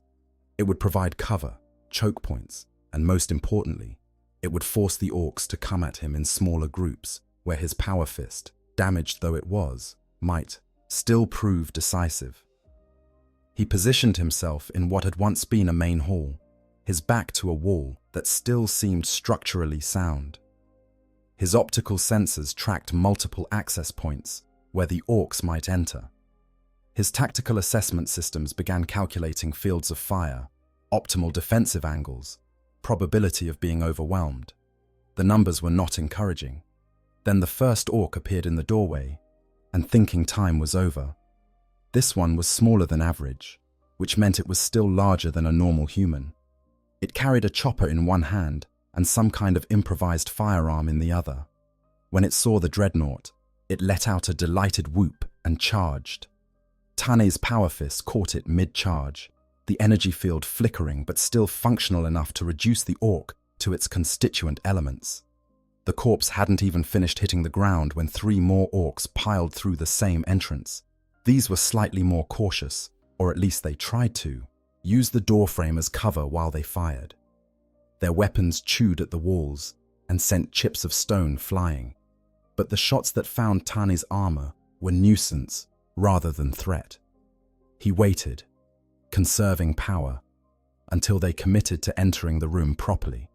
Then he moved. Not quickly. His damaged leg made speed impossible, but with precision born of centuries of combat experience. The power fist swept in a horizontal arc that caught 2 of the 3 Orks, pulverizing them against the doorframe. The third managed to duck and came up swinging its chopper at Tarn's knee joint. It was a good strike, well aimed, targeting a spot where the armor had been damaged by earlier attacks. The blade bit into compromised ceramite and found the servo motor underneath. Sparks flew, warning indicators lit up. The knee locked in place, frozen at its current angle. Tarn brought his fist down on the Ork like a hammer, crushing it into the floor hard enough to crack the ferrocrete beneath. But the damage was done. His mobility, already compromised, was now critically impaired. He could pivot on his frozen leg, could use it as an anchor point, but walking was no longer possible, which meant this room was now his tomb, one way or another. More Orks were coming. He could hear them chattering in their brutal language, coordinating in the way that Orks sometimes did when they were excited about a fight. They knew he was damaged, knew he was cornered, and they were gathering for a final push. Inside the sarcophagus, surrounded by amniotic fluid that was growing thick with contamination from failing life support, Tarn's consciousness floated in a strange space between full awareness and a kind of dream state. The neural interface damage was getting worse, and he could feel parts of his mind starting to drift, memories surfacing unbidden. He remembered the Battle of Grail's March, 200 years before his interment. Remembered leading his squad through a manufactorum complex, searching for heretic cultists. Remembered Brother Sergeant Matthias making a joke about the local food that had made everyone laugh. Remembered, no, wait, that wasn't right. Matthias had died on Tertius Majora 7, died fighting the Word-Bearers, died fighting Tertius Majora 7. The name triggered something, sent a cascade of fragmented thoughts coalescing into a moment of clarity. This was Tertius Majora 7. He was on the same world where he had fallen. But the battle was over, had been over for how long? The question hung in his mind like a weight, demanding an answer he didn't have. The ruins around him, the level of decay, the fact that no rescue had come, all suggested a period of time far longer than he wanted to consider. But how much time? Days? Weeks? Years? The Orks surging through the doorway didn't care about his existential crisis. They came in a wave, a dozen at least, maybe more, screaming their war cries and firing weapons with more enthusiasm than accuracy. Rounds sparked off Tane's armor. Stick bombs flew through the air, most missing their target, but a few attaching to his chassis with wet thumps. Tane pivoted on his locked leg, bringing his power fist to bear on the closest attackers. The weapon's energy field was guttering now, power reserves too depleted to maintain full strength, but it was still deadly enough. Each impact sent Orks flying, crushed, broken, or simply dissolved by the faltering field. But there were too many. They swarmed over him like insects, climbing his legs, battering at his armor, working together in that peculiar Ork way that made them far more dangerous than they should have been. Choppers found gaps in his armor and began to pry them wider. Someone was attacking his assault cannon with what sounded like a power tool, trying to remove it for scrap. The stick bombs went off nearly simultaneously, a series of explosions that rocked the Dreadnought and sent more warning indicators cascading across. Tane's display. Power dropped to 6%. The damaged leg's servo motor finally gave up entirely, the limb going dead. Only the locked knee joint kept him upright. He was failing. Systems were shutting down one by one. The neural interface was reporting errors faster than he could process them. His consciousness was fragmenting again, memories and present sensation bleeding together into a confused mess of images and feelings. He remembered the moment of his interment, the chaplain's words about honor and duty, remembered the pain of the neural connections being established, remembered thinking that this was the worst thing that could happen to him, worse than death, a half-life of service in a metal tomb. He had been wrong. This was worse. To wake after an unknown time, damaged and confused, only to die fighting scavengers on a world he had thought saved, without knowing what had happened, without understanding why. This was worse than anything he had imagined. But even as that thought formed, even as his power reserves dropped to 5% and systems began their cascade failure, even as the Orks' attacks reached a crescendo that would surely breach his sarcophagus within moments, Grok Facebeater's voice boomed across the battlefield, louder than the explosions, louder than the war cries, carrying an authority that cut through the chaos. "Stop! Stop, Yagets! Don't break it! We're supposed to loot it, not break it!" The Orks, incredibly, actually stopped. Not immediately. Several enthusiastic boys got in a few more hits before the boss's words penetrated their battle frenzy. But gradually, the assault ceased. The Orks stepped back, still surrounding the Dreadnought, weapons ready, but no longer actively attacking. Grok pushed through the crowd, his massive form dwarfing even the largest of his boys. He looked up at the Dreadnought, at the damaged armor and smoking joints, at the power fist still clenched and raised in defiance, and he grinned. "This is good loot," he said, almost conversationally. "Real good loot. But it ain't gonna be worth nothing if we smash it all up. So here's what we're gonna do." He gestured to his mech boys, who had been hanging back from the actual fighting, presumably to preserve their valuable skills. Kogrot, Zizgob, Murbad, get over here.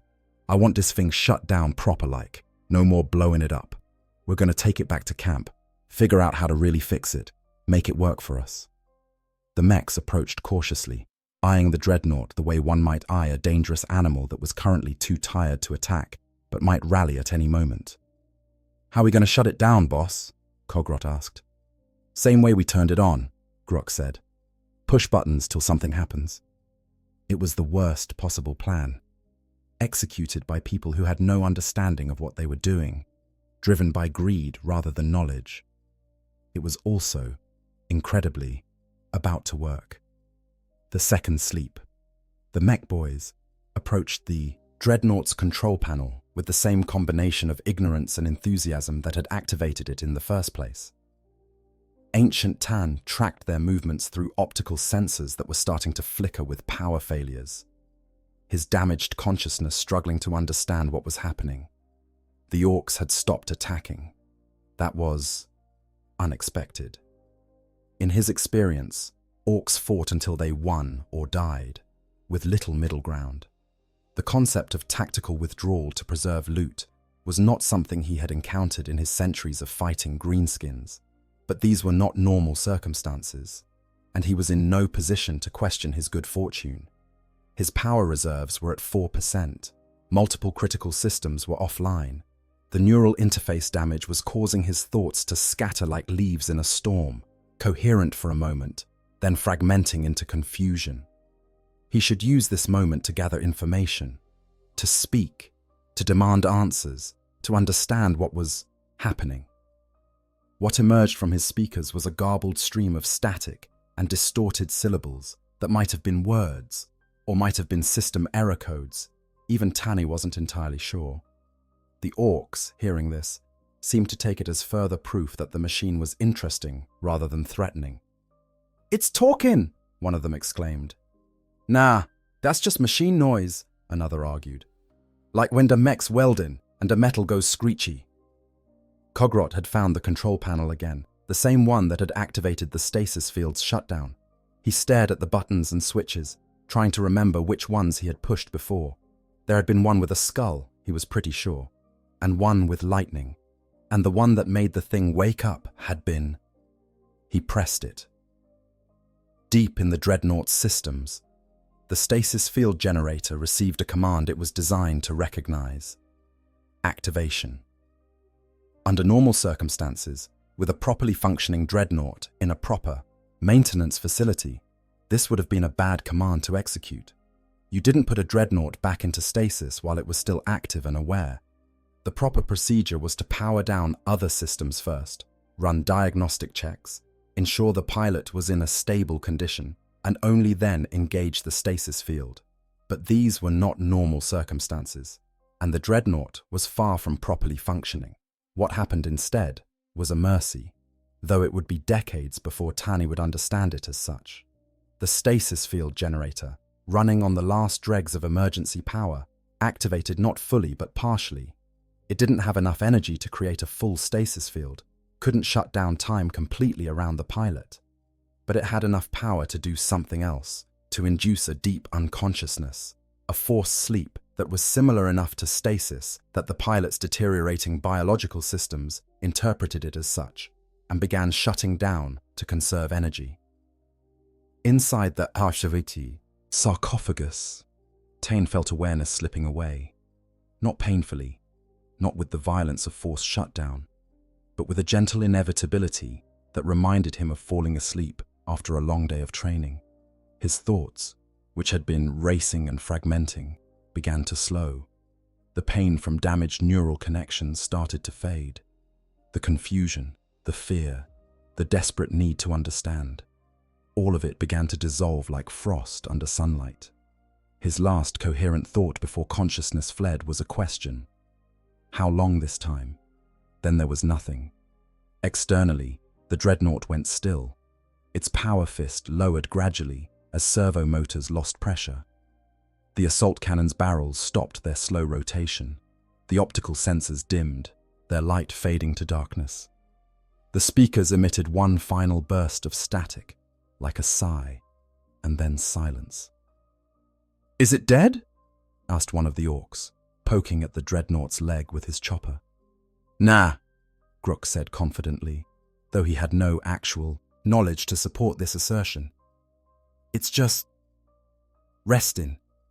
Stompy gits need to rest sometimes. Makes 'em fight better later." This was complete nonsense, but it was delivered with enough certainty that the other orcs accepted it as fact. "Right then," Gruk continued, his tactical mind already moving on to the next problem. "We got it stopped. Now we got to get it back to camp and figure out how to make it proper orky." The logistics of moving a 13-foot-tall war machine that weighed several tons and was now essentially dead weight would have challenged even human engineers with proper equipment.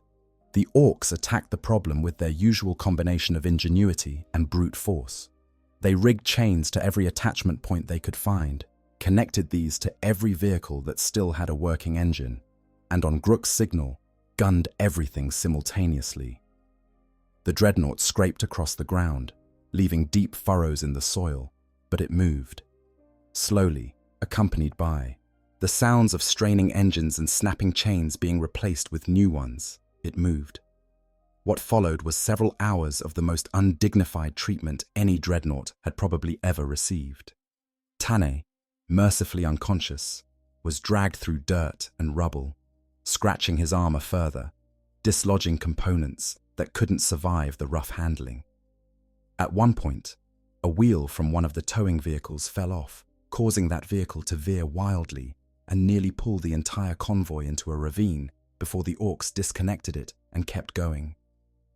By the time they got the Dreadnought back to their encampment, the machine looked considerably worse than when they had found it. New scrapes and dents decorated the armor.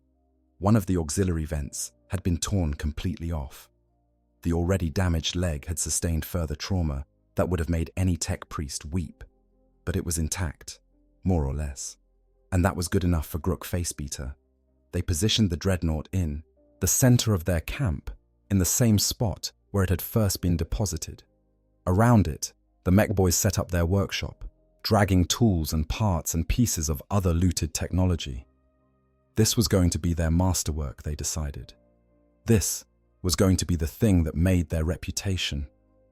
They were going to make an Ork Dreadnought. The modifications began almost immediately, though modifications was perhaps too kind a word for what they were doing. Desecration might have been more accurate, at least from an Imperial perspective. The assault cannon, deemed too complicated to fix and incompatible with Ork ammunition anyway, was removed entirely. In its place, Kogrot welded on something he called a mega shooter, which was essentially 5 looted heavy bolters bound together with wire and hope. The weapon was hideously inefficient, likely to jam after the first burst, but it looked impressively orky. The damaged power fist was subjected to similar treatment. The energy field generator was removed, mostly because none of the mechs could figure out how it worked, and replaced with crude saw blades and spikes. The result looked more like a torture device than a precision weapon, which suited the orcs just fine. They painted over the Storm Herald's colors with bold red paint, because, as every orc knew, red made things go faster. They attached spikes to every available surface because spikes looked good. They welded on plates of additional armor scavenged from destroyed orc vehicles, creating a patchwork appearance that bore no resemblance to the Dreadnought's original design. The most significant modification, though less visible than the others, was to the power system. The mechs, realizing that the Imperial power cells were failing and they had no way to properly recharge them, simply ripped them out and replaced them with Ork equivalents. These were larger, cruder, and prone to leaking radioactive material, but they generated power, and that was what mattered. What they didn't modify, mostly because they couldn't figure out how to access it, was the sarcophagus itself. They knew something was inside. They could hear fluids sloshing when they moved the Dreadnought. But the seals were beyond their ability to breach without destroying the entire machine. So they left it alone, focused on the parts they could reach. Over the course of several weeks, the Imperial Dreadnought was transformed into something that barely resembled its original form. Gruk looked upon their work and declared it good, mainly because it looked properly orky now, all spikes and red paint and oversized weapons. "Now," he said, addressing his mechs and the assembled warband, "we just gotta figure out how to make it work for real. Not just wake it up and have it try to kill us. Make it actually stomp around and shoot when we tell it to." This proved to be significantly more difficult than the physical modifications. The problem was fundamental, Imperial. Technology was designed to be controlled by specific users through specific interfaces. A Dreadnought required a pilot, a space marine whose neural implants were compatible with the machine's systems. You couldn't just climb in and drive it like a truck. The Orks, naturally, did not understand this. They tried everything. They had their biggest boys climb on top and shout commands at it. They hooked up looted comm systems and broadcast orders. They tried hitting it with wrenches in different patterns, convinced that the right sequence of impacts would wake it up. One particularly creative mech even tried wiring a Gretchen directly into the control panel, reasoning that if smaller brains could interface with their simpler machines, maybe it would work. The Gretchen died screaming, and the Dreadnought remained inert. Weeks turned into months. The warband's repairs to their transport were completed, and they could have left. But Grook was obsessed now. This machine represented the best loot he had ever found, and he was determined to make it work before they moved on. The breakthrough, when it came, was accidental and incredibly dangerous. Zizgob, in a moment of frustration, had kicked the Dreadnought's control panel. This shouldn't have done anything. It was a kick, not a technical procedure. But Zizgob's kick landed on the exact same button that Kogrot had pressed to activate the stasis field, and the button, already damaged by the earlier rough activation, stuck in the depressed position. The partially functioning stasis field generator, which had been maintaining Tane in his forced sleep for months, suddenly lost power. The backup systems, confused by the conflicting commands, attempted to restart the awakening sequence. But there was a critical difference from the first awakening. The Ork modifications to the power system meant that instead of the gradual, managed restart that Imperial technology would have provided, the Dreadnought received a sudden surge of raw, uncontrolled power. Every system that could activate did so simultaneously. The mega shooter's barrels began to spin despite having no ammunition. The modified power fist saw blades screamed to life. Optical sensors blazed with light. Speakers emitted a sound that was part mechanical screech, part something that might have been a scream. And the Dreadnought lurched to its feet. The Orks, who had been gathered around their workshop, scattered as the war machine they had been modifying, suddenly came to life. Some reached for weapons, others simply ran. Grook, to his credit, stood his ground, his own massive frame the only thing remotely comparable to the Dreadnought's size. "Stop!" he roared. "We fixed you! You work for us now!" Inside the sarcophagus, ancient Arasmus Tarn woke screaming. Not from pain this time, though there was pain. Not from confusion, though there was that too. He screamed because the neural interface, damaged by the catastrophic awakening, and now flooded with incompatible Ork power systems, was sending signals his brain could barely process. He could feel the modifications they had made, could feel the crude mega-shooter where his assault cannon should have been, like a foreign limb grafted onto his body, could feel the saw blades on his power fist, spinning wildly, their vibrations transmitted through systems never designed for such weapons, could feel the patchwork armor, the red paint, the spikes and chains and crude Ork improvements that had been inflicted on his chassis. And he could feel, deep in his sarcophagus, past the layers of amniotic fluid and life support systems, he could feel that something fundamental had changed. Time had passed. A lot of time. His body, what remained of it, was different, weaker, more degraded.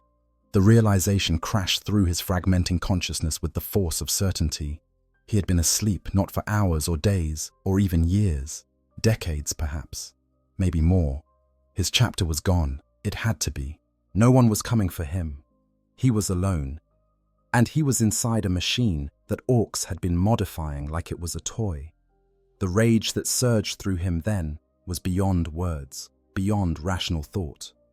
It was the fury of a warrior who had dedicated his existence to the Emperor's service, only to wake and find himself violated, defiled, turned into a grotesque parody of what he had been. The Dreadnought's speakers, even damaged and modified as they were, carried that rage in the form of a roar that made every orc in the camp take an involuntary step backward. Then Tarny did the only thing that made sense in his fragmenting, rage-filled consciousness. He attacked. Fury unleashed. The mega shooter that the orcs had welded to his left arm was a crude, stupid weapon, but it was loaded. They had been testing it earlier in the day, making sure it could actually fire, and one of the mechs had left a belt of ammunition connected to prove to Gruk that their work was functional. Tanner didn't know this, consciously. His neural interface simply registered weapon armed, and his combat instincts, honed over centuries, did the rest. The barrels spun up with a sound like a chainsaw orchestra reaching crescendo. Then they spoke.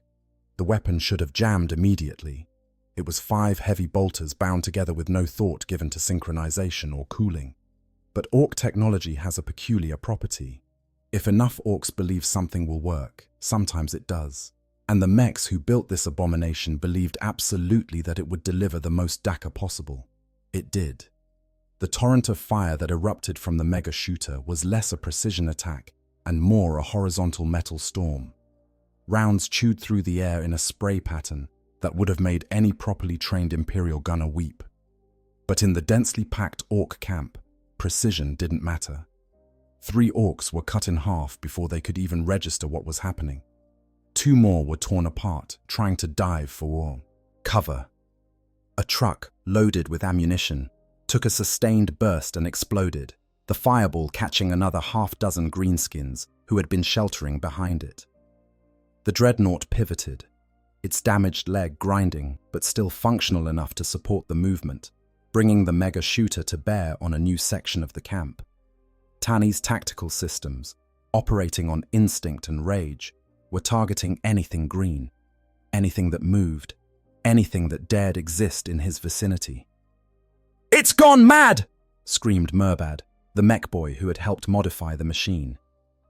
He was scrambling for the dubious cover of a pile of scrap metal, his wrench forgotten in his panic. "Shoot it!" Gruk bellowed, his own weapon coming up. The massive shooter he carried spitting rounds at the Dreadnought's torso. "Shoot it before it wrecks everything!" The orcs, recovering from their initial shock, began to return fire, but they were scattered, disorganized, and the Dreadnought was already moving, stomping through their camp with all the grace of a falling building. Tents were crushed, vehicles were kicked aside. Gretchen fled screaming in all directions. The modified power fist, its saw blades still screaming, caught an orc who was too slow to dodge. The weapon wasn't designed for this kind of attack. Imperial power fists relied on molecular disruption fields, not crude cutting implements, but sheer mass and momentum made up for the lack of sophistication. The orc was reduced to components, spraying green blood across the Dreadnought's already defiled chassis. Inside the sarcophagus, Tanny's consciousness was a storm of rage and pain and fragmenting thoughts. The neural interface was screaming warnings he couldn't process. His body was failing in ways he couldn't comprehend. The modified systems were feeding him data in formats his brain struggled to interpret. But none of that mattered, because he was fighting. And fighting was something he understood even when everything else made no sense. The powerful mega shooter ran dry, its ammunition belt finally exhausted. Tanny didn't consciously register the weapon's status change. His tactical systems simply switched to his other arm, the power fist with its spinning saw blades, and he waded deeper into the orc camp. Gruk Facebeater, realizing that shooting the Dreadnought wasn't working fast enough, decided on a more direct approach. He charged, his massive power claw crackling with energy, his war cry loud enough to be heard over the chaos. "Come on then, you stompy git! Gruk's gonna teach you to respect the boss!" The collision when they met was like watching 2 titans clash. Gruk's power claw caught the Dreadnought's saw-bladed fist, energy fields crackling against spinning metal. For a moment they were locked together. Gruk's enormous strength matched against the Dreadnought's servo-motor-enhanced power. Then Tanny brought his other arm around, the empty mega shooter swinging like a club, and caught Gruk across the head. the Ork boss, staggered but didn't go down. He was made of sterner stuff than that, his skull reinforced with metal plates, his constitution tough enough to shrug off blows that would have killed lesser beings. He roared and drove forward, his shoulder slamming into the Dreadnought's chest with enough force to crack ceramite. Tarn stumbled backward, his damaged leg failing to support the sudden shift in balance. For a terrible moment, he thought he was going to fall, and falling would mean the end. But his emergency balance systems engaged, servos screaming in protest, and he remained upright. Barely. Gruk pressed his advantage, his power claw tearing at the Dreadnought's armor, looking for weak points. He found one where the Ork modifications met the original Imperial construction, a seam where crude welds had replaced precision engineering. His claw bit into the gap and began to pry. Inside the sarcophagus, Tane felt the attack like a violation. The armor wasn't just protection, it was part of him, had been him for so long that damage to it registered as damage to his own body. The pain was indescribable, a combination of actual neural feedback and psychological trauma. He brought both arms down on Gruk in a hammer blow that would have crushed a normal Ork flat. The boss caught one arm with his claw, but the other, the saw-bladed fist, connected with his shoulder. The crude blades, spinning at maximum speed, bit into armor and flesh beneath. Gruk howled, not quite pain, not quite rage, but something in between. His claw released its grip on the Dreadnought's armor and instead grabbed for the saw-bladed fist, trying to stop the weapon that was chewing through his shoulder. For a moment, they were locked again. Ork and ancient warrior, strength against strength, will against will. Then one of the other Orks, either displaying remarkable bravery or remarkable stupidity, managed to attach a bundle of stick bombs to the Dreadnought's back. The explosion when they detonated was not large enough to breach the main armor, but it was placed perfectly to destroy what remained of the power coupling to the damaged leg. The limb went completely dead, servo motors destroyed, structural support gone. The Dreadnought tilted, slowly at first, then faster as balance became impossible to maintain. Gruk threw himself backward to avoid being crushed as the war machine went down. Tarn hit the ground with enough force to shake the earth, his already damaged systems screaming new warnings. His optical sensors registered sky where there should have been ground, then registered ground when he tried to turn his head, then registered nothing as power failures began cascading through his systems. He tried to rise, but the dead leg made standing impossible. He tried to bring his weapons to bear, but the fall had damaged something in the shoulder joints, and neither arm would respond properly. He tried to speak, to curse his enemies, to call out for battle brothers who were not there and had not been there for longer than he wanted to know. What emerged was static and dying electronic screams. The Orks, seeing their enemy fallen, surged forward with renewed enthusiasm. They swarmed over the Dreadnought like ants over a beetle, choppers rising and falling, looking for weak points in the armor. This time, Gruk did not stop them. The machine had proven too dangerous, too uncontrollable, better to break it down for parts. Tarn felt them attacking his armor, felt seals beginning to breach, felt the protection that had shielded him for so long beginning to fail. His power reserves were critical. His life support was failing. His consciousness was fragmenting faster now, pieces of his awareness simply disappearing into darkness. He had failed. Failed to understand what happened to his chapter. Failed to survive long enough to find answers. Failed to die with honor in service to the Emperor. He would end here, torn apart by scavengers, his remains scattered across a forgotten battlefield on a world that should have been saved. It was, he thought in one of his last coherent moments, a terrible waste. Then power failed completely, systems shut down in a cascade that couldn't be stopped, and ancient Arasmus Tarn, venerable Dreadnought of the Storm Herald's chapter, fell into darkness for the third time. But this darkness would not last as long as the others. Because approximately 17 minutes after the Dreadnought fell silent, and the Orks began their enthusiastic dismantling, an Imperial Navy cruiser dropped out of the warp at the edge of the system, sensors immediately detecting the Ork presence on Tertius Majora 7. The cruiser was the Undaunted Fury, a lunar-class vessel attached to Battle Group Hestia, currently engaged in clearing Ork raiders from this sector. Its captain, a veteran of 3 decades of naval warfare, recognized the Ork signature immediately and authorized deployment of the ship's complement of Space Marines. The Space Marines in question belonged to the Crimson Templars, a proud chapter whose history stretched back to the Second Founding. They were not the Storm Heralds. That chapter was long gone, destroyed by warp storms and the passage of time. But they were sons of Guilliman, successors of the Ultramarines, and they understood the importance of brotherhood. When their drop pods crashed into the Ork camp 30 minutes later, when their bolters began speaking the Emperor's judgment, when the Greenskins found themselves suddenly fighting armored warriors who actually knew what they were doing, the Orks never stood a chance. Gruk Facebeater died with a bolt round through his skull, his dreams of conquering the sector ending in an instant of violence. His warband was scattered, those who didn't die in the initial assault fleeing into the ruins. The Crimson Templars advanced through the camp methodically, cleansing it of all Xeno's presence. And in the center of that camp, surrounded by dead Orks and destroyed equipment, they found something they had not expected. They found a Dreadnought. Recovery and revelation.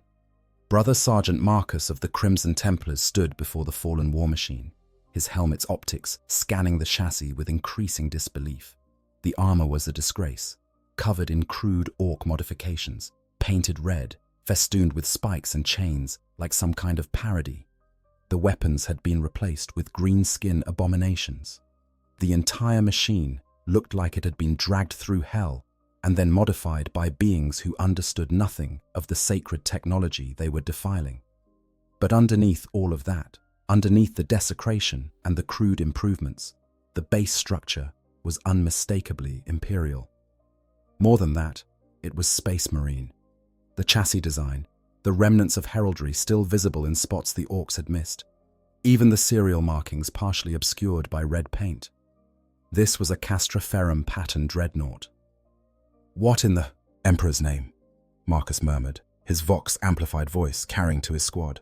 "Tech Marine Hadrian, front and center. I need your expertise." The Tech Marine, easily identified by his red-trimmed armor and the servo arms extending from his backpack, approached and immediately began performing more detailed scans. His augmented eyes took in details that normal optics might miss, noting structural elements and construction patterns. "Brother Sergeant," Hadrian said after a long moment, his voice tight with something that might have been awe or horror or both. "This chassis, the pattern matches Dreadnoughts manufactured during the late Second Founding period. That would make it at least," he paused, running calculations, "at least 8,000 years old, possibly older. And based on the level of degradation I'm seeing, it's been through extended use over that period." The implications hung in the air like smoke. A Dreadnought that old would have to belong to a chapter from the Second Founding, possibly even earlier. But which chapter?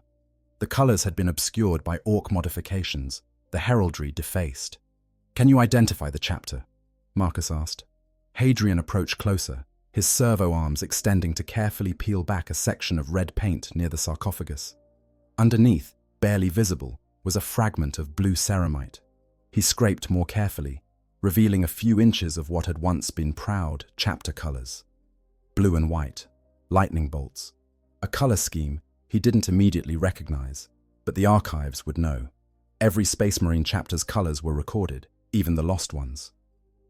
"I'll need to consult the records," Hadrian said. "But Brother Sergeant, regardless of which chapter this belonged to, if the pilot is still alive in there," both of them understood what he was leaving unsaid. If there was a Space Marine pilot inside that sarcophagus, he had been in there for millennia. The psychological damage from that kind of service would be catastrophic.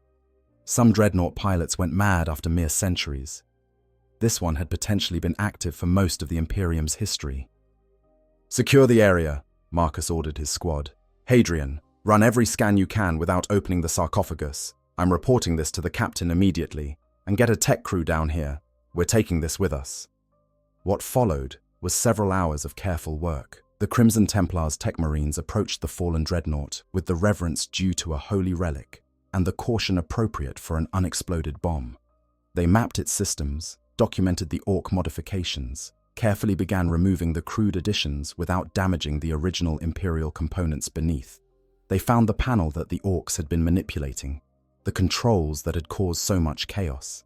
Hadrian examined it with the kind of focus normally reserved for diffusing explosives, noting which buttons had been pressed, what sequence the Orks had stumbled into. They activated the emergency stasis field, he reported to Captain Brennus, who had come down from orbit to personally oversee the recovery. Multiple times from the wear on the controls. They kept waking the pilot and putting him back to sleep without understanding what they were doing. Captain Brennus, a veteran of 2 centuries who had seen much in his service, felt a deep anger at the casual cruelty of it. To wake a Dreadnought pilot repeatedly, damaged and confused, only to force them back into unconsciousness. It was a torment worthy of the darkest hell. "Can we wake him safely?" Brennus asked. "Safely? No, sir. This Dreadnought is in critical condition.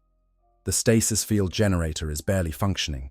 The power systems have been compromised by Ork modifications, and I'm reading extensive damage to the neural interface. But we can wake him. Whether he'll be lucid, whether he'll survive the experience, I cannot predict." Brennus considered this. They could simply transport the Dreadnought as it was, keep the pilot in his forced sleep until they reached a proper facility with full Mechanicus support. That would be the safe, conservative approach. But it would also mean leaving a brother in darkness for weeks or months more, never knowing whether he would wake to find himself still trapped, still suffering. Prepare for awakening, Brennus decided. But do it properly this time. Run the full ceremonial protocols. If we're going to wake him, we do it with the respect and dignity that any Space Marine deserves. The Tech Marines worked through the night, not because the repairs took that long, but because they wanted to do everything correctly. They cleaned the Dreadnought's exterior, removing as much of the Ork modifications as they could without damaging critical systems. They restored power using their own generators, ensuring a stable supply rather than the erratic Ork replacements. They prepared stimulants for the amniotic fluid, neural, stabilizers, everything they could think of to make the awakening less traumatic. When the sun rose over Tertius Majora 7 the next morning, the Crimson Templars assembled in formation around the Dreadnought. It was more than formality. It was a message to whoever was inside that he was waking among brothers, among allies, among those who honored what he had been and what he had endured. Chaplain Mordecai led them in the traditional prayers of awakening, the ancient words asking the Emperor to watch over their brother as he returned to consciousness. The Tech Marines stood ready at the control panel, their hands steady despite the magnitude of what they were about to do. "Begin the sequence," Captain Brennus ordered. This time, the awakening was nothing like the brutal activations the Orks had inflicted. The stasis field generator powered down gradually, degree by degree. The neural interface came online in stages, allowing the pilot's consciousness to adjust. Stimulants were carefully measured and introduced into the amniotic fluid. Inside the sarcophagus, ancient Arasmus Tarn stirred for the 4th time. He came to awareness slowly, like swimming up from deep water toward light. There was pain, yes. There was always pain when he woke, but it was managed, controlled, bearable. The neural interface hummed with familiar patterns rather than the chaotic flood he had experienced before. And the first thing he heard, filtering through audio receptors that had been cleaned and calibrated, was low Gothic prayers. Words he recognized, litanies of the Adeptus Astartes. His optical sensors came online, and instead of orcs or rubble or confusion, he saw Space Marines, armored in colors he didn't recognize, crimson and white, with black trim, but unmistakably his brothers. They stood in formation, bolters held at attention, a posture of respect. A chaplain stood before him, skull-faced helmet gleaming, Crozius Arcanum held high. When the chaplain spoke, his voice carried the weight of ceremony. "Ancient brother, you have awakened from a long sleep. Know that you are among allies, among warriors of the Emperor. You are safe, you are honored, and you are home. Tarn tried to speak.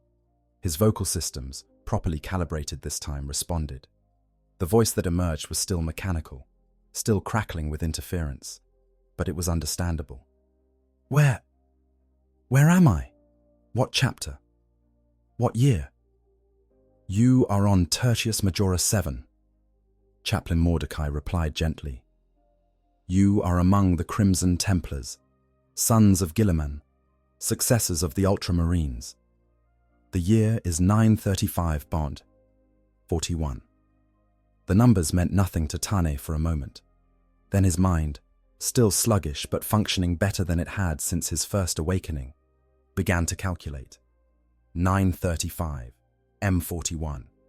He had been interred in the late M38, had fought through M39, had fallen on Tertius Majora 7 in approximately 850 Pon. 39. That meant 1,500 years, he whispered, the realization crushing. I've been asleep for 1,500 years.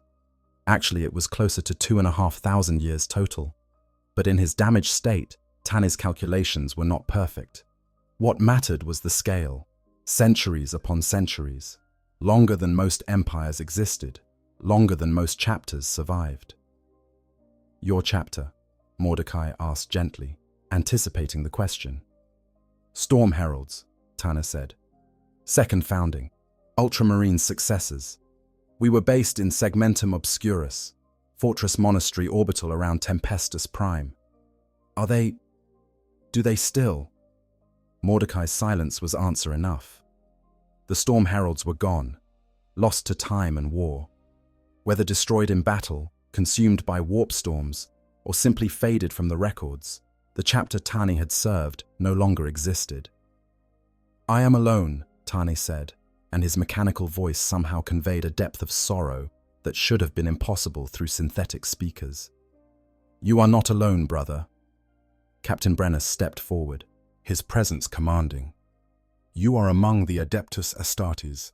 Your chapter may be lost to history, but their legacy lives on in you, and you are welcome among the Crimson Templars for as long as you wish to serve. Tarn's optical sensors tracked the captain, taking in the proud bearing, the honors on his armor, the respect in his posture. These were good space marines, honorable, true to the Emperor's will. But they were not his brothers, could never be his brothers. His brothers had all turned to dust centuries before he even woke. The Orks, Tarn said, memory fragments assembling themselves. They found me, tried to wake me, modified. He tried to look down at himself, but his optical sensors couldn't angle properly. The tech marines quickly provided visual data, showing him what he had become. The crude modifications, the desecration, the rage that had driven him to attack earlier tried to surface again, but he was too exhausted, too damaged. All that emerged was a sound like grinding metal, a mechanical sigh of defeat. We will repair what they have done, Hadrian said, stepping into view. It will take time, and we may not have all the components needed to restore you completely, but we will do everything in our power to make you whole again. Whole.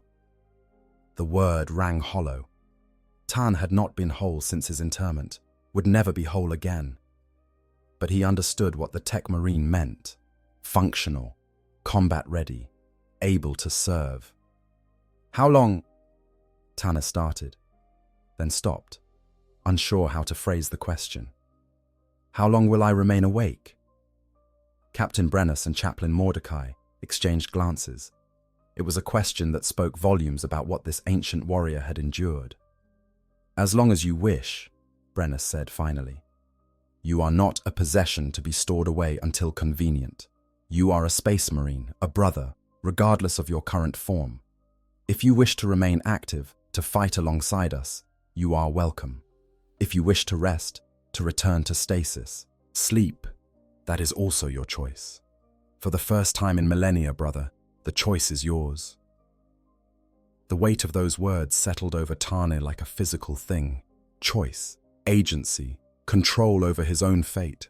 Concepts that had been stripped from him when he was interred, returned now by warriors who had no obligation to him beyond the bonds of brotherhood. Tani paused, his damaged consciousness struggling with the enormity of the decision. I need time to understand, to remember, to comprehend what has happened. You shall have it, Mordecai assured him. We will transport you to our ship. Our tech marines will begin repairs. You can take whatever time you need to process, to grieve, to come to terms with what you have lost and what remains. As they prepared the Dreadnought for transport, as they loaded him into a specialized cargo pod designed for precious relics, Tani found his thoughts drifting in strange directions. He thought about the Orks who had found him, who had woken him without understanding. Were they evil for what they did?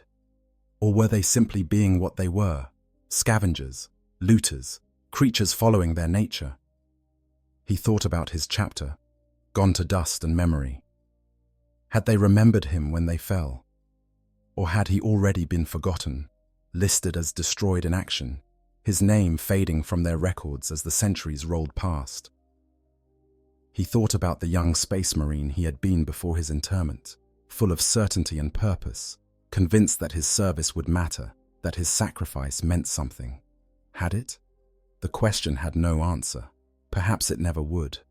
As the cargo pod sealed and anti-gravity lifters engaged, taking him up toward the Crimson Templar's ship, ancient Arasmus Tarn made a decision. He would accept their offer. He would allow them to repair what the Orks had broken.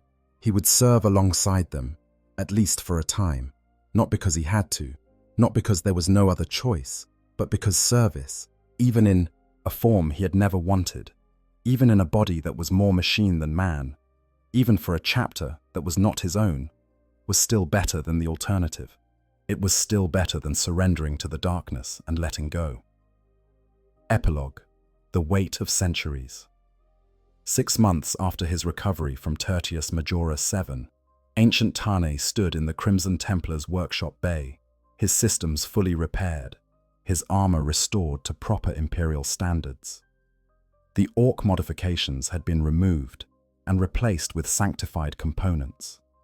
His assault cannon had been replaced, not with an original, which was impossible to source, but with a blessed heavy bolter that would serve just as well. His power fist had been rebuilt with a proper molecular disruption field. He looked, by most standards, like a proper dreadnought again, but he did not feel like one. The time spent in repair had given him time to access the Crimson Templar's archives, to learn what had happened to the galaxy and the centuries. He slept. He learned of the Age of Apostasy and its bloody conclusion. He learned of the tyrannic wars. He learned of the Necron awakening and the threats that now pressed upon the Imperium from every side. He learned that the Imperium he had fought for, while still existing, had changed in ways both subtle and profound. The Emperor he had served was now effectively a god, worshipped through the Imperial cult in ways that would have horrified the Emperor himself. The political landscape had shifted. New chapters had been founded. Old ones had fallen. The galaxy had moved on without him, as it would continue to do when he eventually returned to sleep. That was the terrible truth he had come to understand during his repair. He was a relic, a remnant of an age that no longer existed. His knowledge was outdated. His tactics were centuries old. His memories were from a time that most living humans would consider ancient history. And yet, paradoxically, he had become valuable precisely because of that age. The Crimson Templar's librarians sought him out, asking questions about battles he had fought, tactics he had seen employed, enemies from earlier eras. His experience, tragic though its acquisition had been, made him a walking historical resource. Captain Brennus visited him often during his repairs, treating him not as a curiosity, but as an equal, asking his advice on current campaigns, genuinely interested in his perspective. The chaplain came as well, offering spiritual counsel, listening to confessions of doubt and despair that no other dreadnought pilot might have shared. They were good space marines, Tani had concluded, honorable, true to their oath and the Emperor's will. They would never be his storm heralds, but they were brothers nonetheless. The question that haunted him, that he contemplated during the long nights when the workshop was empty and he was alone with his thoughts, was simple. What now? He could serve with the Crimson Templars for as long as his systems held out, could fight in their campaigns, lend his firepower to their wars, could be useful, valuable, honored. But would that be enough? Would service without belonging, warfare without the bonds that had once sustained him, honor without the chapter that had given his existence meaning, would any of that fill the void that 1,500 years of loss had carved into his soul? He didn't know, but he knew this. The alternative was surrender, was requesting to be permanently shut down, to be granted the Emperor's peace that had been denied him for so long, was giving up. And Arasmus Tarn, for all that he had lost, for all that he had endured, for all that the years and the sleep and the damage had taken from him, was not ready to give up. Not yet. So when Captain Brennus came to him on the day his repairs were complete and asked if he would accompany them on their next campaign, Tanner gave the only answer that made sense. "It would be my honor, Captain." And somewhere, in the depths of his mechanical voice, past the static and the crackling synthesis, there might have been something that sounded almost like hope. As this story comes to a close, I want to take a moment to encourage you to explore more content like this.